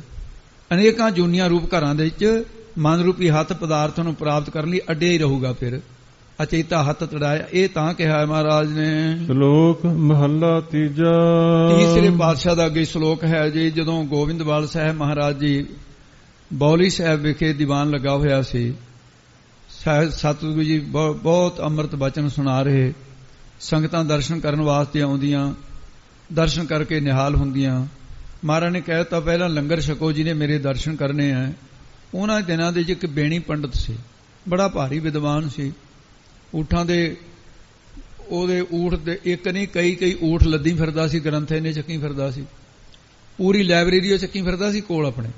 ਉਹ ਗੁਰੂ ਸਾਹਿਬ ਦੇ ਦਰਸ਼ਨ ਆ ਗਿਆ, ਕਹਿਣ ਲੱਗਿਆ ਮਹਾਰਾਜ ਵੀ ਇਹਨਾਂ ਸਿੱਖਾਂ ਨੂੰ ਅਨਪੜ੍ਹ ਰੱਖੀ ਜਾਂਦੇ ਹੋ, ਕੋਈ ਵਿਦਿਆ ਪੜ੍ਹਾਓ, ਇਹਨਾਂ ਨੂੰ ਸ਼ਾਸਤਰਕ ਵਿਦਿਆ ਪੜ੍ਹਾਓ। ਮਹਾਰਾਜ ਕਹਿੰਦੇ ਵੀ ਗੁਰੂ ਘਰ ਦੀ ਬਾਣੀ ਤੋਂ ਬਿਨਾਂ ਕਿਹੜੀ ਵੱਡੀ ਵਿਦਿਆ, ਉਹ ਬਾਣੀ ਪੜ੍ਹਦੇ ਆ ਇਹ, ਤੇ ਗੁਰੂ ਨਾਨਕ ਨੇ ਸਾਨੂੰ ਬਾਣੀ ਦੇ ਵਿੱਚ ਸਾਰੀਆਂ ਵਿਦਿਆ ਸੌਂਪ ਦਿੱਤੀਆਂ, ਤੇ ਇਸ ਕਰਕੇ ਵਿਦਿਆ ਪੜ੍ਹਨ ਪੜਾਉਣਾ ਚਾਹੀਦਾ। ਉਹ ਕਹਿਣ ਲੱਗਿਆ ਨਹੀਂ ਮਹਾਰਾਜ, ਉਹਦਾ ਹੰਕਾਰ ਦੇਖ ਕੇ ਔਰ ਉਹਦੀ ਬਿਰਤੀ ਮਾਇਆ 'ਚ ਫਸੀ ਦੇਖ ਕੇ ਮਹਾਰਾਜ ਕਹਿੰਦੇ ਆ ਜਾ ਪਹਿਲਾਂ ਤੇਰੇ ਨਾਲ ਇਹ ਗੱਲ ਕਰਦੇ ਆ। ਉਸ ਵੇਲੇ ਸ਼ਲੋਕ ਉਚਾਰਨ ਕੀਤਾ ਹੈ, ਪੜ ਪੜ ਪੰਡਤ ਵੇਦ ਬਖਾਨ ਹੈ। ਇਹਦਾ ਜਿੱਥੇ ਵੀ ਇਹ ਸ਼ਬਦ ਆਉਂਦੇ ਆ ਭਾਈ, ਅਰਥ ਦੇ ਨਾਲ ਇੰਨੀ ਕੁ ਤਾਂ ਸਮਝ ਆ ਜਾਂਦੀ ਹੈ ਪਾਠ ਨੂੰ। ਇਹਨੂੰ ਪੜ ਪੜ ਨਾ ਬਣ ਜਾਵੇ, ਉਹਦਾ ਅਰਥ ਹੋਰ ਬਣੂਗਾ। ਪੜ ਪੜ ਭਾਰਾ ਕਰਕੇ ਬੋਲਣਾ, ਇਹ ਤਾਂ ਭਾਵੇਂ ਬਹੁਤਾ ਔਖਾ ਪਾਠ ਨਹੀਂ ਹੈ ਇਹ। हे ਭਾਈ ਜੋ ਮਾਇਆ ਦੇ ਮੋਹ ਦੇ, ਸਾਰੀ ਬੋਲ ਦੋ ਜੀ ਪੰਕਤੀ। ਮਾਇਆ ਮੋਹ ਸੁਆਏ, ਜਿਹੜੇ ਮਾਇਆ ਦੇ ਸੁਆਏ ਪ੍ਰਯੋਜਨ ਕਰਕੇ, ਪਦਾਰਥਾਂ ਦੇ ਸੁਆਏ ਸੁਆਦ ਵਿੱਚ, ਇੱਕ ਤਾਂ ਹੋ ਗਿਆ ਨਾ ਸੁਆਏ ਪ੍ਰਯੋਜਨ, ਇੱਕ ਉਹ ਹੈ ਸੁਆਏ ਸੁਆਦ ਵਿੱਚ, ਰਸ ਵਿੱਚ ਲੱਗ ਕੇ। ਪੰਡਤ ਹੋ ਗਿਆ ਵਿਦਵਾਨ, ਜਿਹੜਾ ਪੰਡਾ ਬੁੱਧੀ ਰੱਖਣ ਵਾਲਾ ਹੈ। ਚਾਰੇ ਵੇਦਾਂ ਨੂੰ, ਛੇ ਸ਼ਾਸਤਰਾਂ ਨੂੰ ਪੜ੍ਹ ਪੜ੍ਹ ਕੇ ਫਿਰ ਉਹਨਾਂ ਦਾ ਵਿਖਿਆਨ ਕਰਦੇ ਹੈ। हे ਬੇਣੀ ਪੰਡਤ ਤੂੰ ਕਿ ਤੇਰੇ ਵਰਗੇ ਹੋਰ ਅਨੇਕਾਂ ਕਾਂਸੀ ਦੇ ਪੜ੍ਹੇ ਹੋਏ। ਦੂਜਾ ਭਾਈ ਹਰ ਨਾਮ ਵਿਸਾਰਿਆ, ਉਹਨਾਂ ਨੇ ਤਾਂ ਦੂਜੀ ਕੌਣ ਹੈ ਦਵੈਤ ਮਾਇਆ, ਉਹਦੇ 'ਚ ਲੱਗ ਕੇ। ਇੱਕ ਕੌਣ ਸੀ ਵਾਹਿਗੁਰੂ ਸੀ, ਉਹਨੂੰ ਭੁਲਾਤਾ, ਦੂਜੀ ਫਿਰ ਮਾਇਆ ਹੀ ਹੋਈ ਨਾ। ਹਰੀ ਪਰਮੇਸ਼ਰ ਵਾਹਿਗੁਰੂ ਦੇ ਨਾਮ ਨੂੰ ਵਿਸਾਰਿਆ, ਭੁਲਾਇਆ ਹੋਇਆ ਹੈ। ਮਨ ਮੂਰਖ ਮਿਲੈ ਸਜਾਏ, ਜਿਸ ਕਰਕੇ ਭਾਵੇਂ ਕਿੱਡੇ ਭਾਰੀ ਵਿਦਵਾਨ ਬਣ ਕੇ ਉਹਨਾਂ ਮੂਰਖਾਂ ਨੂੰ ਪਰਲੋਕ ਦੇ ਸਜ਼ਾ ਮਿਲਦੀ ਹੈ। ਇਸ ਕਰਕੇ ਇਹ ਧਿਆਨ ਰੱਖੀ, ਨਾਮ ਤੋਂ ਬਿਨਾਂ ਛੁਟਕਾਰਾ ਨਹੀਂ ਹੈ। ਪੜ ਪੜ ਗੱਡੀ ਲੱਦੀਆ, ਪੜ ਪੜ ਭਰੀਆ ਸਾਥ, ਪੜ ਪੜ ਬੇੜੀ ਪਾਈਆ, ਪੜ ਪੜ ਗੱਡੀਆਂ ਖਾਤ, ਇਉਂ ਸਾਡੇ ਵੱਡਿਆਂ ਨੇ ਕਿਹਾ। ਗੁਰੂ ਅਮਰਦਾਸ ਮਹਾਰਾਜ ਕਹਿੰਦੇ ਗੁਰੂ ਨਾਨਕ ਸਾਹਿਬ ਦੇ ਬਚਨ, ਜਿਨ ਜੀਓ ਪਿੰਡ ਦਿੱਤਾ ਤਿਸ ਕਬਹੁ ਨਾ ਚੇਤੈ। ਮਨ ਮੂਰਖ ਮਿਲੇ ਸਜਾਏ, ਦੁਬਾਰੇ ਬੋਲੋ ਜੀ। ਮਨ ਮੂਰਖ ਮਿਲੇ ਸਜਾਏ, ਉਹ ਮਨ ਦੇ ਮੂਰਖ ਹੋਣ ਕਰਕੇ ਮੂੰਹ ਆਪਣੇ ਆਪ ਨੂੰ ਇਹ ਰੱਖਦੇ ਆ ਮੂਹਰੇ ਵੀ ਬਸ ਮੇਰੀ ਗੱਲ ਜਿਹੜੀ ਹੈ ਇਹ ਸਹੀ ਹੈ, ਤਾਂ ਕਰਕੇ ਉਹਨਾਂ ਨੂੰ ਸਜ਼ਾ ਮਿਲਦੀ ਹੈ। ਹਾਂ ਜੀ, ਜਿਨ ਜੀਓ ਪਿੰਡ ਦਿੱਤਾ ਤਿਸ ਕਬਹੁ ਨਾ ਚੇਤੈ। ਜਿਨ ਜਿਸ ਵਾਹਿਗੁਰੂ ਨੇ ਜੀਓ ਜੀਵ ਆਤਮਾ ਜੀਵਨ ਭਾਵ ਚੇਤਨ ਸੱਤਾ ਦੇ ਕੇ ਸੂਖਮ ਪਿੰਡ ਸਰੀਰ, ਸੂਖਮ ਸਰੀਰ, ਕਾਰਨ ਸਰੀਰ ਤੇ ਅਸਥੂਲ ਸਰੀਰ, ਇਹ ਉਸ ਵਾਹਿਗੁਰੂ ਨੇ ਪਿੰਡ ਦਿੱਤੇ ਆ, ਸਰੀਰ ਦਿੱਤੇ ਤੈਨੂੰ ਤਿੰਨ। ਉਹ ਐਸਾ ਵਾਹਿਗੁਰੂ ਹੈ ਜੋ ਦੇਂਦਾ ਰਿਜ਼ਕ ਸਮਾਹੇ, ਤੇ ਉਹ ਰਿਜ਼ਕ ਸੰਭਾਹੇ ਪਹੁੰਚਾਉਂਦਾ, ਪਰ ਤੂੰ ਕਦੇ ਚੇਤੇ ਨਹੀਂ ਕਰਦਾ ਉਸ ਨੂੰ, ਉਹਨੂੰ ਕਦੇ ਯਾਦ ਨਹੀਂ ਕੀਤਾ ਤੈਂ, ਜਿਹੜਾ ਸਾਰਿਆਂ ਨੂੰ ਰਿਜ਼ਕ ਸੰਭਾਹੇ ਪਹੁੰਚਾਉਂਦਾ ਹੈ। ਜਮ ਕਾ ਫਾਹਾ ਗਲੋਂ ਨਾ ਕੱਟੀਐ, ਤੇ ਫਿਰ ਉਹਨਾਂ ਦੇ ਗਲ ਦੇ ਵਿੱਚੋਂ ਜਮਾਂ ਦਾ ਫਾਹਾ ਨਾ ਫੰਦੇਦਾ, ਇਹ ਕੱਟਿਆ ਨਹੀਂ ਜਾਂਦਾ। ਭਾਵ ਕੀ ਹੈ ਵੀ ਮੁਕਤ ਨਹੀਂ ਹੁੰਦੇ ਫਿਰ ਉਹ। ਇਹ ਫਾਹਾ ਪਿਆ ਰਹਿੰਦਾ ਹੈ। ਫਿਰ ਆਵੇ ਜਾਏ ਉਹ ਜੀਵ ਆਤਮਾ ਫਿਰ ਮੁੜ ਮੁੜ ਕੇ 84 ਦੇ ਗੇੜੇ ਦੇ ਆਵੇ ਤੇ ਆਉਂਦੇ ਐ, ਜਾਏ ਜਾਂਦੇ ਐ, ਜਨਮ ਧਾਰ ਕੇ ਆਉਂਦੇ, ਮਰ ਕੇ ਚਲੇ ਜਾਂਦੇ ਨੇ। ਉਹ ਦੁੱਖਾਂ ਵਿੱਚ ਘੁੰਮਦੇ ਰਹਿੰਦੇ ਹਨ। ਫਿਰ ਮਨਮੁਖ ਕਿਛੂ ਨਾ ਸੂਝੈ ਅੰਦਲੇ। ਐਸੇ ਜਿਹੜੇ ਮਨਮੁਖਾਂ ਨੂੰ ਲੋਕ ਪਰਲੋਕ ਦੇ ਵਿੱਚ ਕੁਝ ਵੀ ਗਿਆਨ ਸੁਝਦਾ ਨਹੀਂ ਹੈ। ਉਹਨਾਂ ਦੇ ਮਨ ਬੁੱਧੀ ਜਿਹੜੇ ਨੇਤਰ ਨੇ, ਇਹਨਾਂ ਦੇ ਵਿੱਚ ਉਹਦੇ ਵਿਚਾਰ ਦੇ ਨੇਤਰ ਤਾਂ ਰਹੇ ਨਹੀਂ। ਮਨ ਤੇ ਬੁੱਧੀ ਦੋ ਨੇਤਰ ਜਿਵੇਂ ਸਾਡੇ ਨੇ, ਤੇ ਮਨ ਬੁੱਧ ਨੇਤਰ ਨੇ। ਵਿਚਾਰ ਰੂਪੀ ਨਜ਼ਰ ਨਿਗਾਹ ਹੀ ਨਹੀਂ ਰਹੀ ਉਹਨਾਂ ਦੀ। ਅਗਿਆਨ ਕਰਕੇ ਅੰਧਲੇ ਹੋਏ, ਅੰਨੇ ਹੋ ਗਏ ਨੇ। ਐਸੇ ਜਿਹੜੇ ਹਨ ਪੂਰਵ ਲਿਖਿਆ ਕਮਾਏ, ਪਿਛਲੇ ਕਰਮਾਂ ਦੇ ਅਨੁਸਾਰ ਪਰਮੇਸ਼ਰ ਵੱਲੋਂ ਲਿਖੇ ਹੋਏ ਲੇਖਾਂ ਦੇ ਅਨੁਸਾਰ ਉਹ ਕਰਮਾਂ ਨੂੰ ਕਮਾਉਂਦੇ ਨੇ। ਉਹ ਆਪਣੇ ਜੀਵਨ ਦੇ ਵਿੱਚ ਉਹੀ ਕਮਾਈ ਕਰਦੇ ਨੇ ਜੋ ਉਹਨਾਂ ਨੂੰ ਪਿਛਲੇ ਕੀਤੇ ਹੋਏ ਕਰਮਾਂ ਦੁਆਰਾ ਵਾਸ਼ਨਾ ਫੁਰਦੀ ਹੈ। ਪੂਰੇ ਭਾਗ ਸਤਿਗੁਰ ਮਿਲੈ, ਜਿਨ੍ਹਾਂ ਦੇ ਪੂਰੇ ਉੱਤਮ ਭਾਗ ਹਨ ਤੇ ਜਿਹੜੇ ਨਿਸ਼ਕਾਮ ਹੋ ਕਰਕੇ ਸੇਵਾ ਕਰਦੇ ਐ, ਪੂਰੇ ਭਾਗ ਸਤਿਗੁਰ ਮਿਲੈ। ਤੇ ਉਹਨਾਂ ਦਾ ਸਤਿਗੁਰੂ ਦੇ ਨਾਲ ਫਿਰ ਨਿਸ਼ਕਾਮ ਕਰਮ ਕੀਤੇ ਸੀ ਪਿਛਲੇ ਜਨਮ 'ਚ, ਈਸ਼ਵਰ ਨੇ ਪ੍ਰੇਰਣਾ ਕਰਤੀ, ਉਹਨਾਂ ਨੂੰ ਸਤਿਗੁਰੂ ਮਿਲੈ, ਮਿਲਾਪ ਹੋ ਜਾਂਦਾ ਸਤਿਗੁਰਾਂ ਦੇ ਨਾਲ। ਫਿਰ ਜਦੋਂ ਸਤਿਗੁਰਾਂ ਦਾ ਪੂਰੇ ਸਤਿਗੁਰਾਂ ਦਾ ਮਿਲਾਪ ਹੋਇਆ, ਸੁਖ ਦਾਤਾ ਨਾਮ ਵਸੈ ਮਨ ਆਏ। ਸੁੱਖਾਂ ਦੀਆਂ ਦਾਤਾਂ ਦੇਣ ਵਾਲਾ ਕੌਣ ਹੈ? ਪਰਮੇਸ਼ਰ। ਉਸ ਦਾ ਨਾਮ ਉਹਨਾਂ ਦੇ ਮਨ ਵਿੱਚ ਆ ਕੇ, ਕਿਧਰੋਂ ਆ ਕੇ? ਸੰਸਾਰ ਵੱਲੋਂ ਬਿਰਤੀ ਆ ਕੇ ਉਹ ਨਾਮ ਦੇ ਵਿੱਚ ਵਸ ਜਾਂਦੀ ਹੈ। ਨਾਮ ਦਾ ਚਿੰਤਨ ਹੋਣ ਲੱਗ ਜਾਂਦਾ ਹੈ। ਸੁਖ ਮਾਣ ਹੈ ਸੁਖ ਪਹਿਨਣਾ, ਤੇ ਉਹ ਫਿਰ ਸਦਾ ਵਾਸਤੇ ਹੀ ਨਾਮ ਨੂੰ ਜਿਹੜਾ ਸੁਣਨਾ ਹੈ, ਇਹ ਸਾਧ ਸਿੰਘ ਜੀ ਸਰਵਣ ਕਰਨਾ, ਜਿਹੜਾ ਇਹਦਾ ਸੁਖ ਮਾਣਦੇ ਹਨ। ਸੱਚੇ ਨਾਮ ਦਾ ਮੰਨਣ ਕਰਨ ਰੂਪੀ ਇਹ ਫਿਰ ਸਾਧ ਸਿੰਘ ਜੀ ਪਹਿਨਣਾ ਕਰਦੇ ਨੇ। ਉਹ ਜਿਵੇਂ ਵਸਤਰ ਪਹਿਨੀਦੇ ਨੇ, ਮਾਣਦੇ ਹੈ। ਤੇ ਇਸੇ ਤਰ੍ਹਾਂ ਇਹ ਅੱਗੇ ਸੁਖ ਵਿਹਾਏ, ਸੁਖ ਦੇ ਵਿੱਚ ਹੀ ਨਿਧਿਆਸਨ ਭਾਵ ਕਮਾਈ ਕਰਦੇ ਹੈ। ਸੁਖ ਵਿੱਚ ਹੀ ਤਤ ਤੂੰ ਪਦ ਦਾ ਸੰਸ਼ੋਧਨ ਕਰ ਲੈਂਦੇ ਹੈ। ਇਹ ਉਹਨਾਂ ਦਾ ਸਮਾਂ ਜੀਵਨ ਮੁਕਤੀ ਦੇ ਆਨੰਦ ਰੂਪ ਸੁਖੀ ਸੁਖ ਵਿੱਚ ਵਿਹਾਏ ਬਤੀਤ ਹੋ ਜਾਂਦਾ ਹੈ। ਨਾਨਕ ਸੋ ਨਾਮ ਮਨੋ ਨਾ ਵਿਸਾਰੀਐ। ਸਤਿਗੁਰੂ ਮਹਾਰਾਜ ਕਹਿੰਦੇ ਸੋ ਉਹ ਉਸ ਤਤਪਦ ਦੇ ਲੱਖ ਅਰਥ ਰੂਪ ਪਰਮੇਸ਼ਰ ਦੇ ਨਾਮ ਨੂੰ ਕਦੇ ਵੀ ਮਨ ਦੇ ਵਿੱਚੋਂ ਵਿਸਾਰਨਾ ਨਹੀਂ ਚਾਹੀਦਾ, ਕਦੇ ਭੁਲਾਉਣਾ ਨਹੀਂ ਚਾਹੀਦਾ।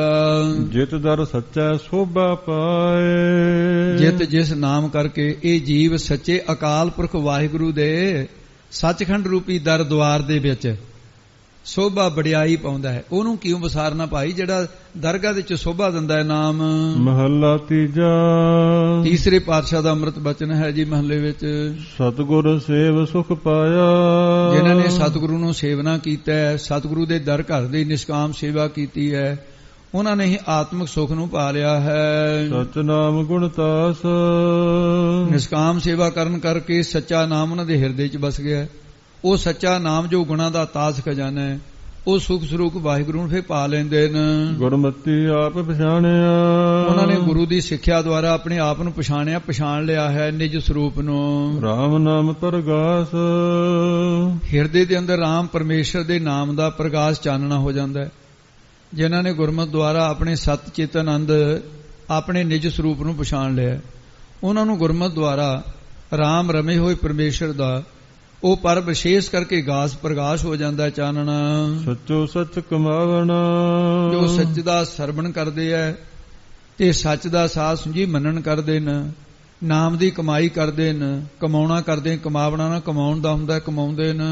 ਵਡਿਆਈ ਵੱਡੇ ਪਾਸ, ਉਹਨਾਂ ਨੂੰ ਵੱਡੇ ਅਕਾਲ ਪੁਰਖ ਵਾਹਿਗੁਰੂ ਦੇ ਪਾਸ ਕੋਲੋਂ ਵਡਿਆਈ ਪ੍ਰਾਪਤ ਹੋਏਗੀ। ਜੀਉ ਪਿੰਡ ਸਭ ਤਿਸ ਕਾ, ਜੀਉ ਜੀਵ ਆਤਮਾ ਸੂਖਮ ਸਰੀਰ, ਪਿੰਡ ਅਸਥੂਲ ਸਰੀਰ, ਇਹ ਸਭ ਕੁਝ ਇੰਦਰੀਆਂ ਦੇ ਸਮੇਤ ਉਸ ਵਾਹਿਗੁਰੂ ਪਰਮੇਸ਼ਰ ਦਾ ਹੀ ਬਖਸ਼ਿਆ ਹੋਇਆ ਹੈ। ਸਿਫਤ ਕਰੇ ਅਰਦਾਸ, ਗੁਰਮੁਖ ਜਨ ਉਸ ਅਕਾਲ ਪੁਰਖ ਵਾਹਿਗੁਰੂ ਦੇ ਸਰੀਰ ਦੁਆਰਾ, ਮਨ ਦੁਆਰਾ ਉਹ ਵਡਿਆਈਆਂ ਕਰਦੇ ਰਹਿੰਦੇ ਨੇ।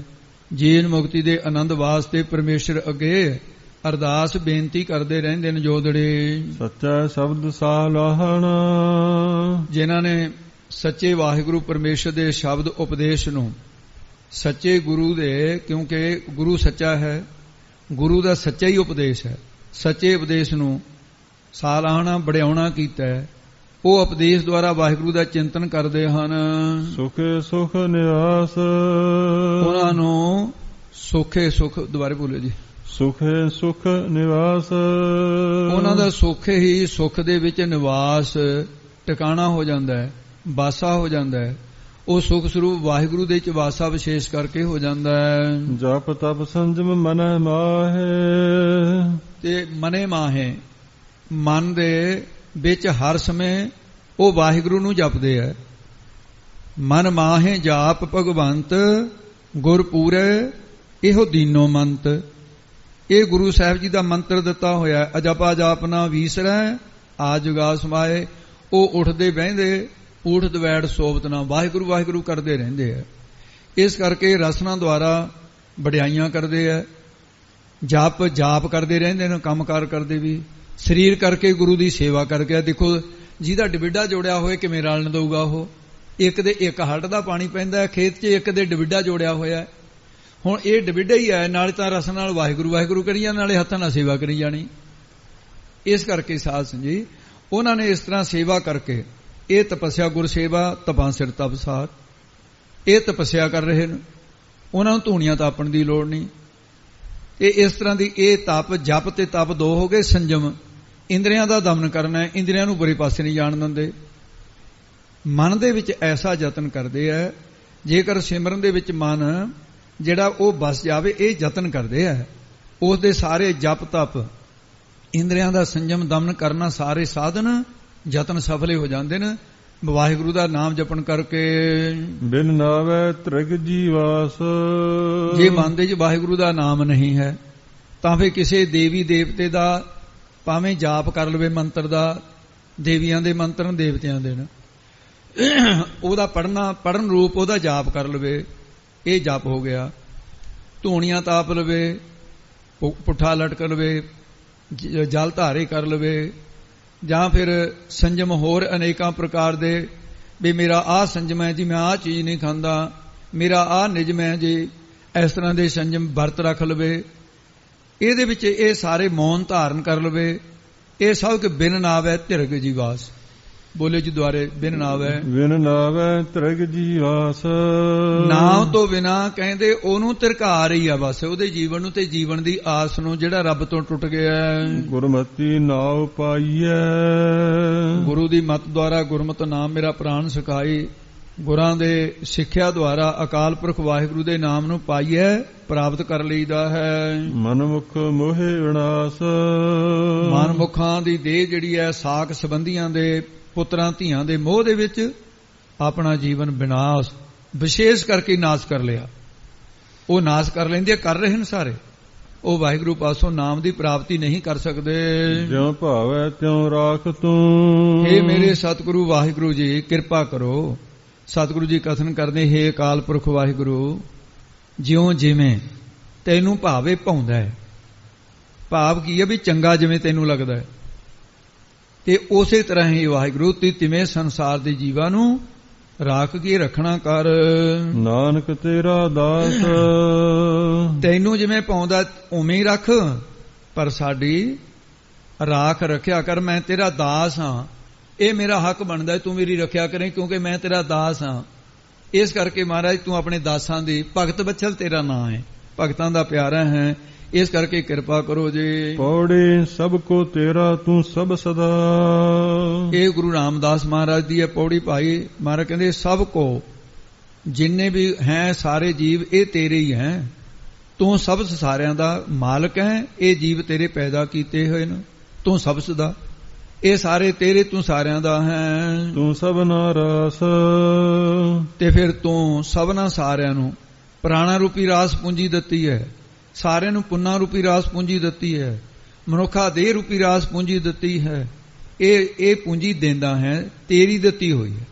ਬ੍ਰਹਮ ਗਿਆਨ ਦੀ ਇਹ ਪੂੰਜੀ ਦੇ ਦਿੱਤੀ, ਭਗਤੀ ਦੀ ਸ਼ਰਧਾ ਰੂਪੀ ਰਾਸ ਪੂੰਜੀ ਦੇ ਦਿੰਦਾ ਹੈ, ਦਿੰਦਾ ਹੈ। ਸਭ ਤੁਧੈ ਪਾਸੋਂ ਮੰਗਦੇ, ਹੇ ਵਾਹਿਗੁਰੂ ਅਕਾਲ ਪੁਰਖ ਜੀ, ਐਸੀਆਂ ਦਾਤਾਂ ਸਭ ਸਾਰੇ ਤੁਧੇ ਪਾਸੋਂ, ਤੁਹਾਡੇ ਕੋਲੋਂ ਮੰਗਦੇ ਰਹਿੰਦੇ ਨੇ ਹਰ ਵੇਲੇ। ਨਿਤ ਕਰ ਅਰਦਾਸ, ਕੋਈ ਹਿਰਦੇ ਕਰਕੇ ਅਰਦਾਸਾਂ ਕਰਦਾ ਹੈ, ਕੋਈ ਰਸਨਾ ਕਰਕੇ।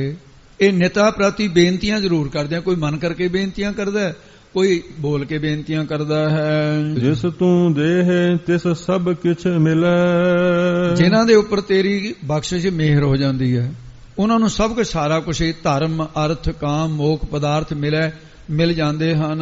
ਇਕ ਨਾ ਦੂਰ ਹੈ ਪਾਸ, ਇੱਕ ਨਾ ਕਈਆਂ ਨੂੰ ਤਾਂ ਤੂੰ ਦੂਰ ਜਾਪਦਾ। ਉਹ ਕੌਣ? ਉਹ ਹੈਗੇ ਮਨਮੁਖ। ਇੱਕ ਤਤ ਵੇਤ ਇਹਨੂੰ, ਉਹਨਾਂ ਨੂੰ ਸਦਾ ਹੀ ਪਾਸ ਨਿਕਟ ਵਰਤੀ ਹੈ ਤੂੰ, ਉਹਨਾਂ ਦੇ ਨੇੜੇ ਹੈ। ਮਨਮੁਖਾਂ ਨੂੰ ਸਦਾ ਹੀ ਦੂਰ ਹੈ ਤੇ ਗੁਰਮੁਖਾਂ ਨੂੰ ਸਦਾ ਹੀ ਉਹਨਾਂ ਦੇ ਕੋਲ ਹੈ, ਉਹਨਾਂ ਦੇ ਨੇੜੇ ਹੈ। ਕਿ ਨੇੜੇ ਕਿ ਦੂਰ, ਉਹੀ ਭਾਵ ਹੈ। ਤੁਧ ਵਾਜੋ ਥਾਉ ਕੋ ਨਾਹੀ, ਜਿਸ ਪਾਸੋਂ ਮੰਗੀਐ। ਇਹ ਦੇਖੋ ਭਾਈ ਖਾਸ ਵਿਸਰਾਮ ਹੈ, ਧਿਆਨ ਦੇ ਨਾਲ ਬੋਲਣਾ ਇਸ ਤਰ੍ਹਾਂ ਹੀ ਜਿਵੇਂ ਸੁਣਿਆ। ਇਹ ਅਕਾਲ ਪੁਰਖ ਵਾਹਿਗੁਰੂ, ਤੁਧ ਤੇਰੇ ਤੋਂ ਬਾਝੋਂ ਬਿਨਾ ਹੋਰ ਕੋਈ ਥਾਂ ਸਾਨੂੰ ਟਿਕਾਣਾ ਨਹੀਂ ਹੈ। ਜਦੋਂ ਟਿਕਾਣਾ ਹੀ ਨਹੀਂ ਹੈ ਫਿਰ ਕਿਹਦੇ ਪਾਸੋਂ ਮੰਗੀਏ ਅਸੀਂ? ਜਿਸ ਪਾਸੋਂ ਜਾ ਕੇ ਮੰਗੀਏ ਹੋਰ ਕੋਈ ਟਿਕਾਣਾ ਹੀ ਨਹੀਂ ਹੈ ਸਾਡਾ ਤੇਤੋਂ ਬਿਨਾ। ਮਨ ਵੇਖੋ ਕੋ ਨਿਰਜਾਸ, ਜੇਕਰ ਮਨ ਵਿੱਚ ਕੋਈ ਸੰਸ਼ੇ ਹੈ ਵੀ ਐਸਾ ਹੈ ਜਾਂ ਨਹੀਂ ਤਾਂ ਨਿਰਜਾਸ ਨਿਰਣਾ ਕਰਕੇ ਵੇਖ ਲਓ। ਜਿੰਨੇ ਵੀ ਦੇਵੀ ਦੇਵਤੇ ਨੇ ਉਹ ਸਾਰੇ ਪਰਮੇਸ਼ਰ ਅਕਾਲ ਪੁਰਖ ਦੇ ਦਰ ਦੇ ਮੰਗਤੇ ਨੇ, ਨਿਰਣਾ ਕਰਕੇ ਦੇਖ ਲਓ। ਸਭ ਤੁਧੈਨੋ ਸਲਾਹ ਦੇ, हे ਪਰਮੇਸ਼ਰ ਜੀ ਸਭ ਸਾਰੇ ਤੁਧੇ ਤੈਨੂੰ, ਤੇਰੇ ਤਾਈਂ ਸਲਾਉਂਦੇ ਸ਼ਲਾਘਾ ਕਰਦੇ ਹਨ ਤੇਰੀ। ਦਰ ਗੁਰਮੁਖਾਂ ਨੂੰ ਪ੍ਰਗਾਸ, ਤੇਰੇ ਸਤ ਸੰਗਤ ਰੂਪੀ ਦਰ ਦੁਆਰੇ ਦੇ ਉੱਤੇ ਗੁਰਮੁਖ ਜਨਾਂ ਨੂੰ ਗਿਆਨ ਦਾ ਪ੍ਰਕਾਸ਼ ਚਾਨਣਾ ਹੋ ਜਾਂਦਾ ਹੈ ਜੀ। ਸ਼ਲੋਕ ਮਹੱਲਾ ਤੀਜਾ। ਤੀਸਰੇ ਪਾਤਸ਼ਾਹ ਅੱਗੇ ਸ਼ਲੋਕ ਉਚਾਰਨ ਕਰਦੇ ਨੇ ਜੀ। ਪੰਡਤ ਪੜ ਪੜ ਉੱਚਾ ਕੂਕਦਾ, ਹਜੂਰ ਪਾਤਸ਼ਾਹ ਬੇਣੀ ਪੰਡਤ ਦੇ ਪ੍ਰਥਾਏ ਆ ਨਾ ਵਿਚਾਰ ਜਿਹੜੀ ਚੱਲਦੀ, ਇਹ ਵੀ ਸ਼ਲੋਕ ਉਹਦੇ ਪ੍ਰਥਾਏ ਆ। ਉਪਦੇਸ਼ ਬਾਜਾਂ, ਹੇ ਭਾਈ ਬੇਣੀ ਪੰਡਤ, ਜਿਹੜੇ ਵਿਦਵਾਨ ਲੋਕ ਵਿਦਿਆ ਪੜ੍ਹ ਕੇ ਬਲ ਦੇ ਨਾਲ ਵਿਦਵਾਨ ਬਣ ਕੇ ਵੀ ਵੇਦਾਂ ਸ਼ਾਸਤਰਾਂ ਦੇ ਸਿਧਾਂਤ ਨੂੰ ਪੜ੍ਹ ਕੇ ਉੱਚੇ ਉੱਚੇ ਕੂਕੇ ਆਵਾਜ਼ਾਂ ਮਾਰਦੇ ਆ ਤੇ ਉੱਚੇ ਉੱਚੇ ਕੂਕਦੇ ਆ। ਤੇ ਕੂਕ ਜਿਹੜੀ ਕਹਿੰਦੇ ਜਿਵੇਂ ਪਚਾਦੇ ਪਹਿਲਾਂ ਕੂਕ ਮਾਰਦੇ ਫਿਰ ਫਰਿਆਦ ਕਰਦੇ ਵੀ ਆਹ ਦੁੱਖ ਹੈ। ਉਹ ਕੂਕ ਸੁਣ ਕੇ ਬਾਦਸ਼ਾਹ ਕਹਿੰਦਾ ਕੌਣ ਹੈ ਫਰਿਆਦੀ? ਫਿਰ ਸਾਜ਼ਿਮ ਫਰਿਆਦ ਕਰਦੇ। ਐ ਉੱਚੇ ਉੱਚੇ ਕੂਕਦੇ ਫਿਰਦੇ ਹੋ ਤੁਸੀਂ। ਮਾਇਆ ਮੋਹਿ ਪਿਆਰ, ਤੇ ਮਾਇਆ ਦੀ ਤਾਂ ਅੰਦਰ ਪਿਆਰ ਹੈ ਤੁਹਾਡੇ, ਮਾਇਆ ਦਾ ਮੋਹ ਹੈ ਤੁਹਾਨੂੰ, ਮਾਇਆ ਦਾ ਹੀ ਪਿਆਰ ਹੈ, ਮਾਇਆ ਦਾ ਹੀ ਮੋਹ ਹੈ ਤੁਹਾਨੂੰ, ਖਿੱਚ ਮਾਇਆ ਦੀ ਹੈ। ਇਹ ਪੜ੍ਹਾਈ ਥੋੜੀ ਕੀ ਕਰੂਗੀ? ਵੇਦਾਂ ਸ਼ਾਸਤਰ ਪੰਡਤ ਬਾਚੇ ਪੋਥੀਆਂ ਨਾ ਬੂਝੇ ਵਿਚਾਰ, ਅਨਕੋ ਮਤੀ ਦੇ ਚਲੇ ਮਾਇਆ ਕਾ ਵਾਪਾਰ। ਚਾਹੇ ਸਾਡੇ ਵਾਲੇ ਕਰਨ ਚਾਹੇ ਉਹ ਕਰਦੇ ਸੀ, ਸਾਰਿਆਂ ਵਾਸਤੇ ਸਾਂਝੀ ਬਾਤ ਹੈ। ਅੰਤਰ ਬ੍ਰਹਮ ਨ ਚੀਨਈ, ਉਹਨਾਂ ਦੇ ਅੰਦਰ ਹਿਰਦੇ ਵਿੱਚ ਸਾਖੀ ਰੂਪ ਜਿਹੜਾ ਬ੍ਰਹਮ ਪਰਮੇਸ਼ਰ ਹੈ ਨਾ, ਉਹ ਉਸ ਨੂੰ ਚੀਨੀ ਜਾਣਿਆ ਨਹੀਂ ਹੈ ਉਹਨਾਂ ਨੇ, ਉਹਦੀ ਸਿਖਿਆਤਾ ਕਾਰ ਨਹੀਂ ਹੋਏ। ਮਨ ਮੂਰਖ ਗਾਵਾਰ, ਉਹ ਮਨ ਦੇ ਮੂਰਖ ਤੇ ਬਾਣੀ ਕਰਕੇ ਗਾਵਾਰ ਬੇਸਮਝ ਨੂੰ ਕਹਿੰਦੇ ਆ। ਜਾਂ ਫਿਰ ਇਹ ਵੀ ਅਰਥ ਇਹਦਾ ਵੀ ਗਵਾਲਿਆਂ ਦੀ ਨਿਆਈ, ਜਿਵੇਂ ਗਵਾਲੇ ਗਾਈਆਂ ਚਾਰਦੇ ਆ, ਗਵਾਲਿਆਂ ਦੀ ਨਿਆਈ ਇੰਦਰੀਆਂ ਰੂਪ ਗਾਵਾਂ ਨੂੰ ਬੇਸ਼ਾਂ ਰੂਪੀ ਘਾਹ ਚਰਾ ਰਹੇ ਨੇ, ਇਹਦੇ ਵਿੱਚ ਲੱਗੇ ਹੋਏ ਨੇ। ਦੂਜਾ ਭਾਏ ਜਗਤ ਪ੍ਰਬੋਧ ਦਾ, ਦੂਜੇ ਦਵੈਸ਼ ਭਾਵ ਵਿੱਚ, ਮਾਇਆ ਦੇ ਪ੍ਰੇਮ ਵਿੱਚ, ਜਗਤ ਸੰਸਾਰ ਨੂੰ ਪਰ ਵਿਸ਼ੇਸ਼ ਕਰਕੇ ਬੋਧ ਦਾ, ਪ੍ਰਬੋਧ ਦਾ ਅਰਥ ਹੈ ਪਰ ਵਿਸ਼ੇਸ਼ ਕਰਕੇ ਬੋਧ ਦਾ ਗਿਆਨ ਸਮਝਾਉਂਦਾ ਹੈ, ਪਰ ਆਪ ਨਹੀਂ ਅਮਲ ਕਰਦਾ ਹੈ। ਨਾ ਬੁੱਝੈ ਵਿਚਾਰ, ਲੋਕਾਂ ਨੂੰ ਕਥਨ ਜਿਹੜਾ ਕਰਕੇ ਸੁਣਾਉਂਦਾ ਹੈ ਉਹ ਵਿਚਾਰ ਕੇ ਆਪ ਧਾਰਨ ਨਹੀਂ ਕਰਕੇ ਬੂਝੇ ਸਮਝਦਾ ਨਹੀਂ ਹੈ। ਮਾਨੁਖ ਕਥੈ ਕਥ ਲੋਕ ਸੁਣਾਵੇ, ਜੋ ਬੋਲੇ ਸੋ ਨਾ ਵਿਚਾਰੈ, ਆਪ ਨਹੀਂ ਵਿਚਾਰਦਾ ਉਸ ਨੂੰ। ਬਿਰਥਾ ਜਨਮ ਗਵਾਇਆ, ਉਹਨਾਂ ਨੇ ਆਪਣਾ ਮਨੁੱਖਾ ਜਨਮ ਕਿਸੇ ਅਰਥ ਨਹੀਂ ਲੱਗਿਆ, ਸਫਲਾ ਨਹੀਂ ਹੋਇਆ, ਬੇਅਰਥ ਹੀ ਅਜਾਈਓਂ ਚਲਿਆ ਗਿਆ, ਬੇਅਰਥ ਹੀ ਗਵਾ ਲਿਆ ਹੈ। ਮਰ ਜੰਮੈ ਵਾਰੋ ਵਾਰ, ਬਾਰੋ ਬਾਰ ਮੁੜ ਮੁੜ ਕੇ ਜੰਮੈ ਜੰਮਣ ਕਰਨਾ, ਜੰਮ ਕੇ ਆਉਣਾ ਮਰ ਕੇ ਜਾਣਾ, ਮਰਨਾ ਤੇ ਜੰਮਣਾ ਇਹ ਬਣੇ, ਇਹ ਚੱਕਰ ਪਿਆ ਰਹੂਗਾ, ਕਦੇ ਜੰਮਣ ਦਾ ਕਦੇ ਮਰਨ ਦਾ, ਕਦੇ ਮਰਨ ਦਾ ਕਦੇ ਫੇਰ ਜੰਮਣ ਦਾ, ਇਹ ਚੱਕਰ ਹੈ। ਇਸ ਕਰਕੇ ਉਮਰ ਪੂਰੀ ਹੋ ਗਈ ਮਰ ਗਿਆ, ਅੱਗੇ ਪ੍ਰਲਭ ਦਾ ਫੇਰ ਜੰਮ ਪਿਆ। ਇਹ ਹਾਲਤ ਉਹਦੀ ਬਣੀ ਰਹੇਗੀ। ਮਹੱਲਾ ਤੀਜਾ। ਤੀਸਰੀ ਪਾਤਸ਼ਾਹ ਅੱਗੇ ਕਿਰਪਾ ਕਰਦੇ ਹਨ ਜੀ ਮਹੱਲੇ ਵਿੱਚ। ਜਿਨੀ ਸਤਿਗੁਰ ਸੇਵਿਆ ਤਿਨੀ ਨਾਉ ਪਾਇਆ। ਜਿਨ੍ਹਾਂ ਨੇ ਸਤਿਗੁਰੂ ਸੇਵਿਆ ਪੂਜਨ ਕੀਤਾ ਉਹਨਾਂ ਨੇ ਸਤਿਗੁਰਾਂ ਪਾਸੋਂ ਅੰਮ੍ਰਿਤ ਨਾਮ ਪਾਇਆ। ਨਾਮ ਹੈ ਪ੍ਰਾਪਤ ਕਰਨ ਦਾ, ਪ੍ਰਾਪਤ ਕਰ ਲਿਆ ਹੈ। ਦੂਜੋ ਕਰ ਵਿਚਾਰ। ਜੇਕਰ ਮਨ ਦੇ ਵਿੱਚ ਸੰਸਾ ਹੈ ਤਾਂ ਸਤਪੁਰਸ਼ਾਂ ਦੇ ਕੋਲੋਂ, ਸੰਤਾਂ ਭਗਤਾਂ ਮਹਾਤਮਾ ਦੇ ਕੋਲੋਂ ਜਾਂ ਵੇਦਾਂ ਸ਼ਾਸਤਰਾਂ ਪੜ੍ਹਿਆ ਕਿ ਪੁੱਛ ਕੇ ਵਿਚਾਰ ਕਰ ਲਓ। ਸਤਿਗੁਰੂ ਦੀ ਸੇਵਾ ਨਾਲ ਹੀ ਪਰਮੇਸ਼ਰ ਸੱਚੇ ਨਾਮ ਦੀ ਪ੍ਰਾਪਤੀ ਹੈ। ਤੇ ਇਸ ਕਰਕੇ ਬੁੱਝੋ ਕਰ ਬਾਰੇ ਬੋਲੇ ਜੀ। ਬੁੱਝੋ ਕਰ ਵਿਚਾਰ। ਇਹ ਵਿਚਾਰ ਕਰਕੇ ਇਹਨੂੰ ਗਿਆਨ ਨੂੰ ਬੁੱਝ ਲਓ, ਸਮਝ ਲਓ, ਚੰਗੀ ਤਰ੍ਹਾਂ ਸਮਝ ਲਓ ਮਨ ਵਿੱਚ। ਸਦਾ ਸ਼ਾਂਤ ਸੁਖ ਮਨ ਵਸੈ। ਉਹਨਾਂ ਦਾ ਹਿਰਦਾ ਸ਼ਾਂਤੀ ਧਾਰਨ ਕਰ ਲੈਂਦਾ ਹੈ ਤੇ ਉਹਨਾਂ ਦੀਆਂ ਮਨ ਦੀਆਂ ਜਿਹੜੀਆਂ ਬਾਸ਼ਨਾਵਾਂ ਸ਼ਾਂਤ ਹੋ ਜਾਂਦੀਆਂ ਨੇ, ਮਿਟ ਜਾਂਦੀਆਂ ਨੇ। ਜਿਹੜੇ ਨਾਮ ਜਪਦੇ ਹੈ ਤੇ ਮਨ ਵਿੱਚ ਆਤਮਿਕ ਆਨੰਦ ਰੂਪੀ ਸੁਖ ਹੈ ਜਿਹੜਾ ਉਹ ਪ੍ਰਾਪਤ ਹੋ ਜਾਂਦਾ ਹੈ। ਜਿਨ੍ਹਾਂ ਨੇ ਸਤਿਗੁਰੂ ਨੂੰ ਸੇਵਿਆ ਤੇ ਨਾਮ ਪ੍ਰਾਪਤ ਕਰ ਲਿਆ, ਵਿਚਾਰ ਬੁੱਝ ਲਿਆ ਉਸਦੀ, ਉਹਦੀ ਇਹ ਇਸ ਤਰ੍ਹਾਂ ਦੀ ਫਿਰ ਉਹਨੂੰ ਆਨੰਦ ਦੀ ਪ੍ਰਾਪਤੀ ਹੋ ਜਾਂਦੀ ਹੈ। ਆਨੰਦ ਬਸ ਜਾਂਦਾ ਹੈ, ਸੁੱਖੇ ਸੁੱਖ ਵਿੱਚ ਜ਼ਿੰਦਗੀ ਹੋ ਜਾਂਦੀ ਹੈ ਉਹਨਾਂ ਦੀ। ਚੂਕੈ ਕੂਕ ਪੁਕਾਰ। ਉਹਨਾਂ ਦੀ ਉੱਚੀ ਕੂਕ ਕੂਕਣਾ, ਪਚਾਦਿਆਂ ਦੀ ਤਰ੍ਹਾਂ ਕੂਕ ਮਾਰਨੀ, ਫਿਰ ਪੁਕਾਰ ਕਰਨੀ, ਬੇਨਤੀ ਕਰਨੀ, ਜਿਵੇਂ ਬਾਦਸ਼ਾਹ ਦੇ ਦਰ ਦੇ ਕਰਦੇ। ਤੇ ਉਹਨਾਂ ਦੀਆਂ ਉੱਚੇ ਕੂਕਾਂ ਕਰ ਮਾਰਨੀਆਂ, ਪੁਕਾਰਾਂ ਕਰਨੀਆਂ, ਰੋਣੇ ਧੋਣੇ ਕਰਲਾਉਣੇ, ਚੁੱਕੇ ਚੁੱਕ ਗਏ। ਉਹ ਫਿਰ ਲੋੜ ਨਹੀਂ ਪੈਂਦੀ ਘਬਰਾਉਣ ਦੀ, ਕੂਕਾਂ ਮਾਰਨ ਦੀ। ਆਪੇ ਨੂੰ ਆਪ ਖਾਏ ਮਨ ਨਿਰਮਲ ਹੋਵੇ। ਜਿਨ੍ਹਾਂ ਨੇ ਆਪਾ ਭਾਵ ਦੇ ਅਧਿਆਸ ਨੂੰ, ਇਹਨੂੰ ਆਪ ਆਪਣੇ ਸਰੂਪ ਦੀ ਵਿਚਾਰ ਜਾਂ ਗਿਆਨ ਦੁਆਰਾ, ਖਾਏ ਦਾ ਭਾਵ ਹੈ ਅਭਾਵ ਕਰ ਲਿਆ, ਮੇਟ ਲਿਆ, ਆਪੇ ਨੂੰ ਮੇਟ ਲਿਆ। ਉਹਨਾਂ ਦਾ ਮਨ, ਉਹਨਾਂ ਦਾ ਹਿਰਦਾ ਕਿਸ ਤਰ੍ਹਾਂ ਹੋ ਗਿਆ? ਮਨ ਦਾ ਭਾਵ ਹਿਰਦਾ ਨਿਰਮਲ ਸੁੱਧ ਹੋ ਗਿਆ। ਸੁੱਧ ਹੋ ਜਾਂਦਾ ਮਨ, ਪਵਿੱਤਰ ਹੋ ਜਾਂਦਾ ਹੈ। ਪਵਿੱਤਰ ਹੋਏ ਮਨ ਦੇ ਵਿੱਚ ਇਕਾਗਰਤਾ ਹੁੰਦੀ ਹੈ, ਇਕਾਗਰਤਾ ਦੇ ਵਿੱਚ ਆਨੰਦ ਹੁੰਦਾ ਹੈ। ਇਸ ਕਰਕੇ ਵੀ ਜਿਹੜੇ ਐਸੇ ਹਨ ਗੁਰ ਸ਼ਬਦੀ ਵਿਚਾਰ, ਗੁਰਾਂ ਦੇ ਉਪਦੇਸ਼ ਦੀ ਵਿਚਾਰ ਕਰਦੇ ਰਹਿੰਦੇ ਆ। ਗੁਰ ਸ਼ਬਦੀ, ਗੁਰੂ ਦਾ ਉਪਦੇਸ਼। ਜਿਹੜੇ ਜੀਵ ਆਪਣੇ ਤੋਮ ਪਦ ਦੇ ਲੱਖ ਅਰਥ ਨੂੰ, ਉਹਦੇ ਦੁਆਰਾ ਤਤ ਪਦ ਦੇ ਲੱਖ ਅਰਥ ਨੂੰ ਹਿਰਦੇ ਵਿੱਚ ਖਾਏ, ਖਾਵੇ ਭਾਵ ਧਾਰਨ ਕਰੇ ਤਾਂ ਮਨ ਨਿਰਮਲ ਸੁੱਧ ਹੁੰਦਾ ਹੈ। ਤੇ ਇਸ ਤਰ੍ਹਾਂ ਗੁਰੂ ਸ਼ਬਦ ਦੀ ਵਿਚਾਰ ਕਰੇ। ਨਾਨਕ ਸ਼ਬਦ ਰਤੇ ਸੇ ਮੁਕਤ ਹੈ। ਜਿਹੜੇ ਸ਼ਬਦ ਦੇ ਵਿੱਚ ਭਾਈ ਰੰਗੇ ਗਏ ਨੇ, ਤਦਾਕਾਰ ਹੋਏ ਨੇ, ਉਹ ਮੁਕਤ ਹੋ ਜਾਂਦੇ ਨੇ, ਸੁਤੰਤਰ ਹੋ ਜਾਂਦੇ ਨੇ, ਜਮਨ ਮਰਨ ਤੋਂ ਰਹਿਤ। ਹਰ ਜੀਉ ਹੇਤ ਪਿਆਰ। ਤੇ ਜਿਨ੍ਹਾਂ ਦਾ ਹਰੀ ਪਰਮੇਸ਼ਰ ਵਾਹਿਗੁਰੂ ਦੇ ਨਾਲ ਮਨ ਕਰਕੇ ਹੇਤ ਕੀ ਸਨੇਹ ਹੈ, ਸਰੀਰ ਕਰਕੇ ਪਿਆਰ ਹੈ। ਪੌੜੀ ਉਚਾਰਨ ਕਰਦੇ ਗੁਰੂ ਰਾਮਦਾਸ ਜੀ। ਹਰ ਕੀ ਸੇਵਾ ਸਫਲ ਹੈ। ਇਹ ਭਾਈ ਹਰੀ ਪਰਮੇਸ਼ਰ ਵਾਹਿਗੁਰੂ ਦੀ ਭਗਤੀ ਰੂਪੀ ਸੇਵਾ ਸਫਲ ਸਹਿਤ ਗਿਆਨ ਫਲਦੇ ਹੈ। ਗੁਰਮੁਖ ਪਾਵੈ ਥਾਏ। ਪਰ ਇਹ ਗੁਰਮੁਖ ਮੁਖੀ ਗੁਰੂ ਸਾਹਿਬ ਦੁਆਰਾ ਹੀ ਪ੍ਰਾਪਤ ਹੁੰਦੀ ਹੈ। ਭਗਤੀ ਥਾਂ ਪੈਂਦੀ ਹੈ। ਗੁਰਮੁਖ ਜਨ ਭਗਤੀ ਰੂਪ ਸੇਵਾ ਨੂੰ ਕਰਕੇ ਸਰੂਪ ਰੂਪੀ ਥਾਂ ਨੂੰ ਪ੍ਰਾਪਤ ਕਰ ਲੈਂਦੇ ਹਨ। ਜਿਸ ਹਰ ਭਾਵੈ ਤਿਸ ਗੁਰ ਮਿਲੈ।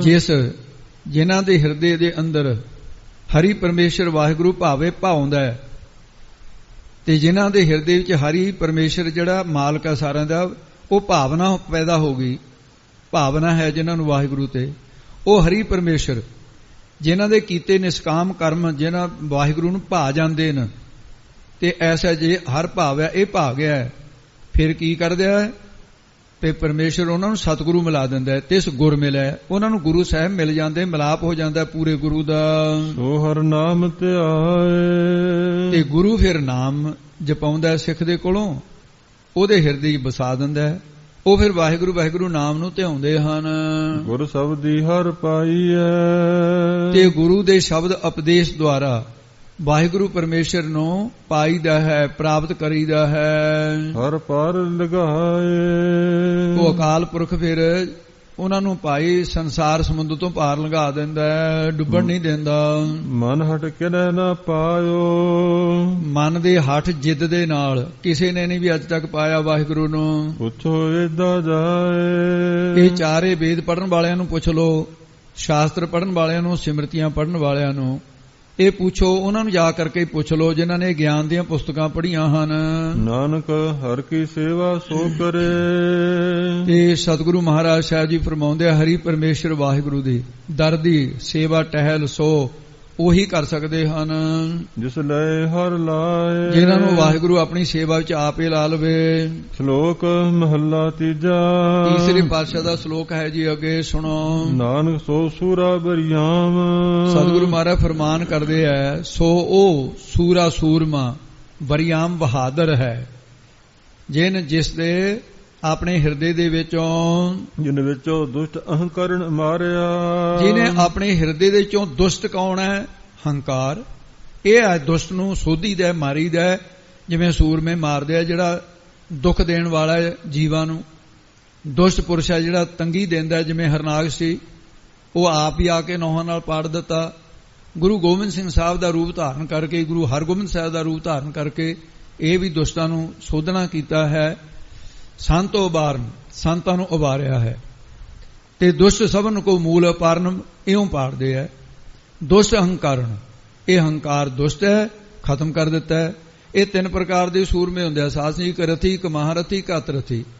ਇੱਕ ਯੋਧਾ, ਇੱਕ ਮਹਾਬਲੀ, ਇੱਕ ਸੂਰਮਾ। ਇਹਨਾਂ ਦੀ ਵਿਚਾਰ ਅੱਗੇ ਹੋ ਚੁੱਕੀ ਹੈ, ਪਰ ਫਿਰ ਵੀ ਰਥੀ ਜਿਹੜਾ ਹੈ, ਜਿਹੜਾ 100 ਦੇ ਨਾਲ ਮੁਕਾਬਲਾ ਕਰੇ ਜਾਂ 1000 ਨਾਲ ਜਿੱਤ ਪ੍ਰਾਪਤ ਕਰ ਲਵੇ, ਉਹ ਤਾਂ ਹੈਗਾ ਰਥੀ। ਤੇ ਜਿਹੜਾ ਮਹਾਰਥੀ ਜੰਗ ਦੇ ਵਿੱਚ ਜਿੱਤ ਪ੍ਰਾਪਤ ਕਰ ਲਈ, ਉਹ ਰਥੀ ਹੋ ਗਿਆ, ਉਹਨੂੰ ਯੋਧਾ ਕਹਿੰਦੇ ਆ।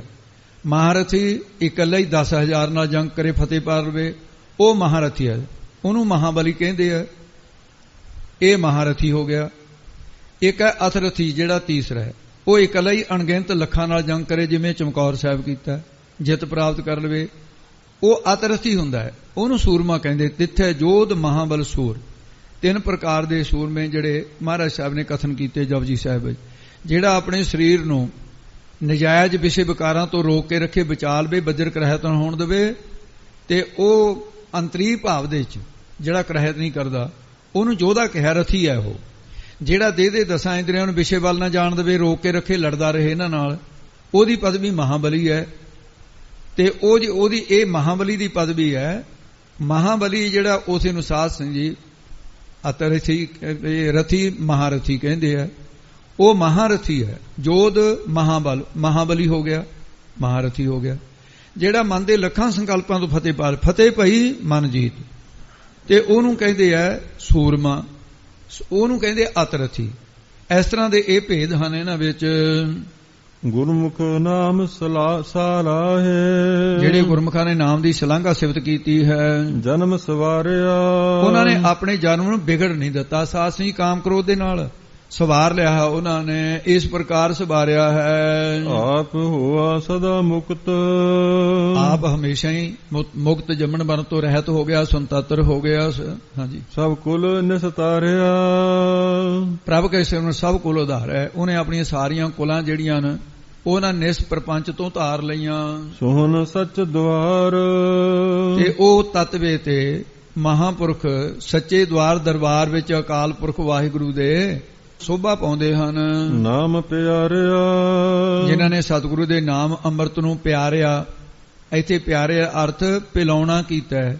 ਜਿਨ੍ਹਾਂ ਨੂੰ ਨਾਮ ਪਿਆਰਾ ਲੱਗਦਾ ਹੈ, ਦੋ ਅਰਥ ਨੇ ਦੇ, ਪਿਆਲਿਆ, ਪਿਆਰਿਆ। ਪਿਆਉਣਾ ਕੀਤਾ, ਪਿਆਰਾ ਲੱਗਿਆ। ਨਾਮ ਪਿਆਰਾ ਲੱਗਿਆ, ਹੋਰਾਂ ਨੂੰ ਪਿਆਰਾ ਲੱਗਣ ਲਾ ਦਿੱਤਾ। ਆਪ ਨਾਮ ਪੀਤਾ, ਹੋਰਾਂ ਨੂੰ ਪਿਲਾ ਦਿੱਤਾ ਜਿਹੜਾ ਜਪਾਇਆ। ਮਨਮੁਖ ਮਰੈ ਅਹੰਕਾਰ, ਜਿਹੜੇ ਮਨਮੁਖ ਨੂੰ ਭਾਈ, ਉਹ ਤਾਂ ਹੰਕਾਰ ਦੇ ਵਿੱਚ ਮਰਦੇ ਜਾ ਰਹੇ ਨੇ।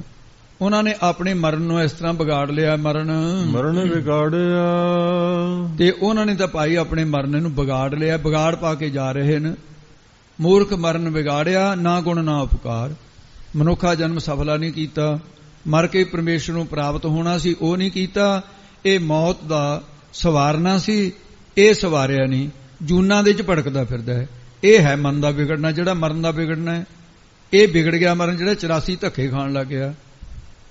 ਤੇ ਅੱਗੇ ਗਿਆਨਵਾਨ ਪੁਰਸ਼ਾਂ ਬਾਰੇ ਦੱਸਣਗੇ ਮਹਾਰਾਜ ਸਾਹਿਬ ਜੀ। ਉਹਨਾਂ ਦਾ ਐਸਾ ਨਿਸ਼ਚੈ ਹੈ, ਸਭ ਵਰਤ ਹੁਕਮ, ਸਾਰੇ ਉਸ ਅਕਾਲ ਪੁਰਖ ਵਾਹਿਗੁਰੂ ਦਾ ਹੁਕਮ ਵਰਤ ਰਿਹਾ, ਚੱਲ ਰਿਹਾ ਹੈ। ਐਸਾ ਨਿਸ਼ਚੈ ਸਤਿਪੁਰਸ਼ਾਂ ਦਾ।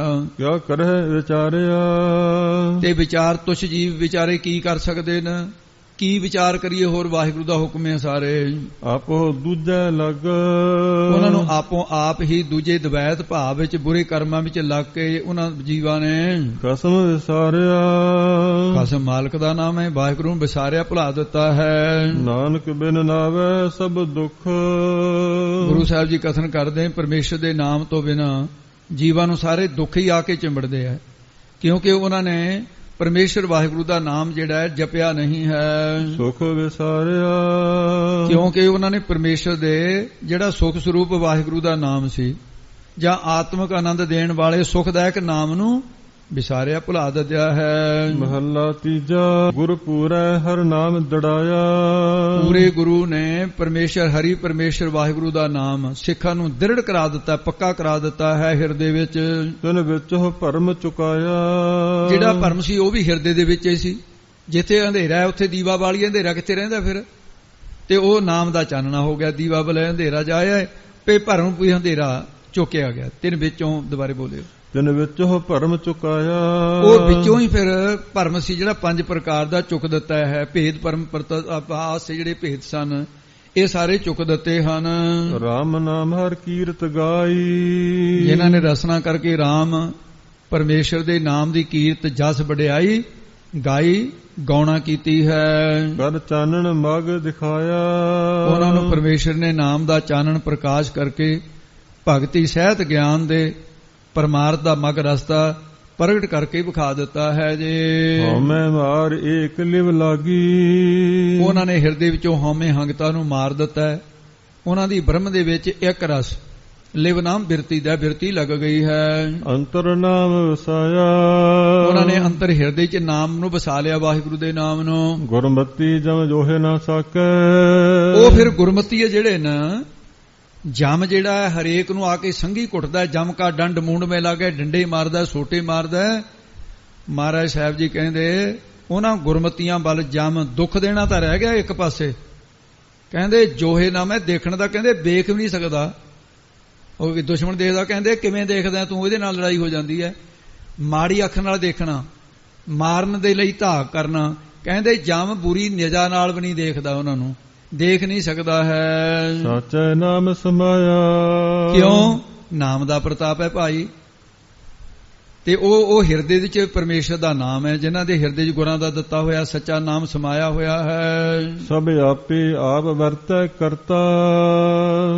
ਤੇ ਸਭ ਆਪੇ ਆਪ, ਸਭ ਸਾਰਿਆਂ ਵਿੱਚ ਆਪੇ ਆਪ ਆਪਣਾ ਆਪ ਰੂਪ ਹੋ ਕੇ ਉਹ ਕਰਤਾ ਪੁਰਖ ਪਰਮੇਸ਼ਰ ਵਰਤ ਰਿਹਾ ਹੈ। ਜੋ ਭਾਵੈ ਸੋ ਨਾਏ ਲਾਇਆ। ਜਿਹੜੇ ਅਕਾਲ ਪੁਰਖ ਵਾਹਿਗੁਰੂ ਨੂੰ ਭਾ ਜਾਂਦੇ ਆ, ਚੰਗੇ ਲੱਗਦੇ ਨੇ, ਉਹਨਾਂ ਨੂੰ ਪਰਮੇਸ਼ਰ ਵਾਹਿਗੁਰੂ ਨਾਮ ਦੇ ਵਿੱਚ ਆਪ ਹੀ ਲਾ ਦਿੰਦਾ। ਸਮਝੋ ਵੀ ਕਿਰਪਾ ਹੋ ਗਈ ਜਿਹੜਾ ਨਾਮ ਵਿੱਚ ਜੁੜ ਗਿਆ। ਜਨ ਨਾਨਕ ਨਾਮ ਲਏ ਤਾਂ ਜੀਵੈ। ਸਤਿਗੁਰੂ ਜੀ ਫਰਮਾਉਂਦੇ ਆ ਜਿਹੜੇ ਗੁਰਮੁਖ ਜਨ ਪਰਮੇਸ਼ਰ ਦਾ ਨਾਮ ਲੈਂਦੇ ਨੇ, ਭਾਵ ਜਪਦੇ ਨੇ ਜਿਹੜੇ, ਉਹ ਸਦਾ ਹੀ ਆਪਣੇ ਆਪ ਨੂੰ ਕੀ ਸਮਝਦੇ ਆ? ਉਹ ਕਹਿੰਦੇ ਨੇ ਤਾਂ ਹੀ ਉਹਨਾਂ ਦਾ ਜੀਉ ਜੀਵਣਾ ਹੁੰਦਾ। ਆਖਾਂ ਜੀਵਾਂ ਬਿਸਰੈ ਮਰ ਜਾਓ, ਤੇ ਬਿਨਾਂ ਨਾਮ ਤੋਂ ਬਿਨ ਨਾਵੇ ਖਿਨ ਮਰ ਜਾਇਆ। ਜਿਹੜੇ ਖਿਨ ਨਾਮ ਭੁੱਲ ਗਿਆ ਕਹਿੰਦੇ ਬਸ ਮਰ ਹੀ ਗਏ। ਇਹ ਜ਼ਿੰਦਗੀ ਮੁਰਦਾ ਹੋ ਗਈ। ਨਾਮ ਤੋਂ ਬਗੈਰ ਇੱਕ ਛਿਨ ਦੇ ਵਿੱਚ ਮਰ ਜਾਣਾ ਹੁੰਦਾ ਹੈ। ਉਹ ਮੌਤ ਹੈ ਜਿਹੜਾ ਨਾਮ ਭੁਲਾ ਦਿੱਤਾ, ਨਾਮ ਗੋਬਿੰਦ ਦਾ ਬਿਸਰ ਗਿਆ ਹੈ। ਜੀਵਨ ਹਰ ਨਾਮ ਧਿਆਵਣਾ ਹੈ। ਇਸ ਕਰਕੇ ਜੀਵਨ ਤਾਂ ਨਾਮ ਦਾ ਧਿਆਉਣਾ ਹੈ। ਪੌੜੀ ਅੱਗੇ ਗੁਰੂ ਰਾਮਦਾਸ ਮਹਾਰਾਜ ਫਰਮਾਉਂਦੇ ਨੇ ਜੀ, ਜੋ ਮਿਲਿਆ ਹਰ ਦੀਵਾਨ ਸਿਓ। ਜੋ ਹਰੀ ਪਰਮੇਸ਼ਰ ਵਾਹਿਗੁਰੂ ਦੇ ਆਸਰੇ ਦੀਵਾਨ ਦਰਬਾਰ ਵਿੱਚ ਸਤ ਸੰਗਤ ਸਿਓ ਨਾਲ ਮਿਲਿਆ ਹੈ, ਸੋ ਸਭਨੀ ਦੀਵਾਨੀ ਮਿਲਿਆ। ਉਹ ਸਭਨੀ ਸਾਰੀਆਂ ਦੀਵਾਨੀ ਸੁਭਾਵਾਂ ਵਿੱਚ ਮਿਲ ਗਿਆ। ਸਾਰੀਆਂ ਸੁਭਾਵਾਂ ਮਿਲ ਗਈਆਂ। ਉਹ ਸਵਰਗ ਦੀਆਂ ਸਭਾਵਾਂ ਵੀ, ਬ੍ਰਹਮਪੁਰੀ ਦੀਆਂ ਸਭਾਵਾਂ ਵੀ, ਸੱਚਖੰਡ ਦੀਆਂ ਸਾਰੀਆਂ ਮਿਲ ਗਈਆਂ। ਜਿੱਥੈ ਉਹ ਜਾਈ ਤਿੱਥੈ ਉਹ ਸੁਰਖਰੂ। ਉਹ ਗੁਰਮੁਖ ਜਿੱਥੇ ਕਿਤੇ ਵੀ ਚਲੇ ਜਾਣ ਉੱਥੇ ਸੁਰਖਰੂ, ਸਾਰੇ ਬੰਧਨਾਂ ਤੋਂ ਰਹਿਤ ਨੇ। ਜਿਵੇਂ ਮਹਾਰਾਜਾ ਜਨਕ ਧਰਮਰਾਜ ਦੇ ਚਲੇ ਗਿਆ, ਸੁਰਖਰੂ ਸੀ ਉਹ, 18 ਪ੍ਰਕਾਰ ਦੇ ਨਾਰਕੀ ਜੀਵ ਛਡਾ ਲਏ। ਉਹ ਸਦਾ ਹੀ ਆਨੰਦ ਰਹਿੰਦੇ, ਸਦਾ ਆਨੰਦ ਰਹੇ ਦਿਨ ਰਾਤੀ ਗੁਣਵੰਤਿਆਂ ਪਾਸ਼ਾਰ। ਇਸ ਪ੍ਰਕਾਰ ਫਿਰ ਉਹਨਾਂ ਦਾ ਜਿਹੜਾ ਜੀਵਨ ਹੈ, ਉਸ ਕੈ ਮੋਹਿ ਡਿਠੈ ਸਭ ਪਾਪੀ ਤਰਿਆ। ਉਹ ਆਪ ਤਾਂ ਤਰੇ ਨੇ, ਉਹਨਾਂ ਦਾ ਦਰਸ਼ਨ ਕਰਨ ਵਾਲੇ, ਉਸ ਉਹਨਾਂ ਕਹਿ ਦੇ ਮੂੰਹ ਕੀਏ ਸਾਹਮਣੇ ਦਰਸ਼ਨ ਚਿਹਰੇ ਦੇ ਕਰਨ ਵਾਲੇ, ਜਿਹਨੇ ਉਹਨਾਂ ਦੇ ਚਿਹਰੇ ਦੇ ਦਰਸ਼ਨ ਨੂੰ ਕੀਤਾ ਹੈ, ਉਹ ਪਾਪੀਆਂ ਦਾ ਵੀ ਉਧਾਰ ਹੋ ਜਾਂਦਾ ਹੈ। ਉਹ ਪਾਪੀ ਵੀ ਸੰਸਾਰ ਤੋਂ ਤਰ ਜਾਂਦੇ ਨੇ ਜਿਨ੍ਹਾਂ ਨੇ ਨਾਮ ਜਪਣ ਵਾਲਿਆਂ ਦੇ ਦੀਦਾਰ ਕੀਤੇ। ਉਸ ਅੰਤਰ ਨਾਮ ਨਿਧਾਨ ਹੈ, ਉਹਨਾਂ ਦੇ ਅੰਦਰ ਪਰਮੇਸ਼ਰ ਦੇ ਨਾਮ ਦਾ ਨਿਧਾਨ ਖਜ਼ਾਨਾ ਹੈ। ਨਾਮੋ ਪਰਵਰਿਆ, ਉਹਨਾਂ ਨੇ ਆਪਣੇ ਹਿਰਦੇ ਨੂੰ ਨਾਮੋ ਨਾਮ ਦੇ ਨਾਲ ਪਰਵਰਿਆ, ਘੇਰਿਆ ਹੋਇਆ ਹੈ। ਆ ਕਹਿੰਦੇ ਚੰਦਰਮਾ ਚਮਕੀਲਾ ਜਿਹਾ ਘੇਰਾ ਦਿਆ ਹੁੰਦਾ, ਕਹਿੰਦੇ ਚੰਦਰਮਾ ਪਰਵਾਰਿਆ, ਚੰਦਰਮਾ ਨੂੰ ਪਰਵਾਰ ਲੱਗਿਆ ਹੈ। ਉਹ ਚੰਦਰਮਾ ਨੂੰ ਨਿਆਣੇ ਤਾਂ ਨਹੀਂ ਚਿੰਬੜੇ ਹੋਏ ਵੀ ਬੱਚੇ ਚਿੰਬੜੇ ਜਾਂ ਮਾਂ-ਬਾਪ ਚਿੰਬੜੇ ਨੇ, ਉਹ ਘੇਰਾ ਹੈ। ਪਰਿਵਾਰ ਦਾ ਅਰਥ ਹੀ ਆ ਅਸੀਂ ਜੀਵਾਂ ਦੇ ਘੇਰੇ ਵਿੱਚ ਆ, ਜਿਹੜੇ ਜੀਵਾਂ ਦੇ ਘੇਰੇ 'ਚ ਉਹਨੂੰ ਪਰਿਵਾਰ ਕਹਿੰਦੇ ਨੇ। ਪਰ ਇਹਨਾਂ ਦਾ ਨਾਮ ਜਪਣ ਵਾਲੇ ਪਰਿਵਾਰਿਆ ਨਾਮ ਦੇ ਘੇਰੇ ਦੇ ਵਿੱਚ ਨੇ, ਉਹ ਨਾਮ ਜਪਦੇ ਆ ਤੇ ਨਾਮੋ, ਦੁਬਾਰੇ ਬੋਲੋ, ਨਾਮੋ ਪਰਵਾਰਿਆ, ਨਾਮੋ ਪਰਵਰਿਆ ਤੇ ਨਾਮੋ ਪਰਵਰਿਆ। ਉਹਨਾਂ ਦਾ ਪਰਿਵਾਰ ਕੀ ਹੈ? ਪਰਿਵਾਰ ਨਾਲ ਨਾਮ ਦਾ ਪਰਵਰਿਆ ਬਲਿਆ, ਨਾਮ ਦਾ ਘੇਰਾ ਹੈ। ਅਰਥਾਤ ਕੀ ਹੈ?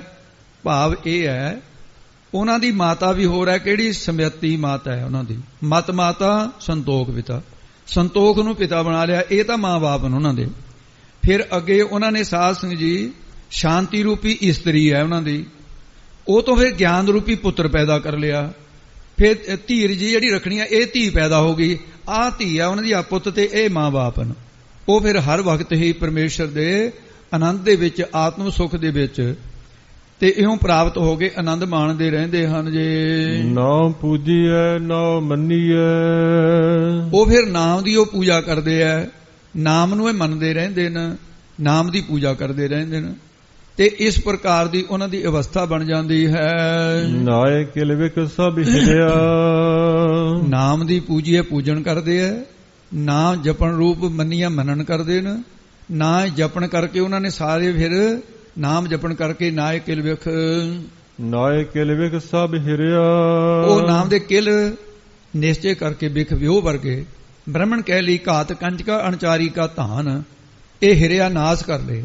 ਨਾਮ ਜਪਣ ਕਰਕੇ ਗੁਰਮੁਖ ਜਨ ਪੂਜੇ ਜਾਂਦੇ ਨੇ, ਨਾਮ ਜਪਣ ਕਰਕੇ ਮੰਨੇ ਜਾਂਦੇ ਨੇ ਪਰਲੋਕ ਦੇ ਵਿੱਚ ਵੀ, ਨਾਮ ਜਪਣ ਕਰਕੇ ਸਾਰੇ ਜਨਮਾਂ ਜਨਮਾਤਰਾਂ ਦੇ ਪਾਪ ਉਹਨਾਂ ਨੇ ਨਾਸ ਕਰ ਲਏ। ਜਿਨੇ ਨਾਮ ਧਿਆਇਆ ਇੱਕ ਮਨ ਇੱਕ ਚਿੱਤ।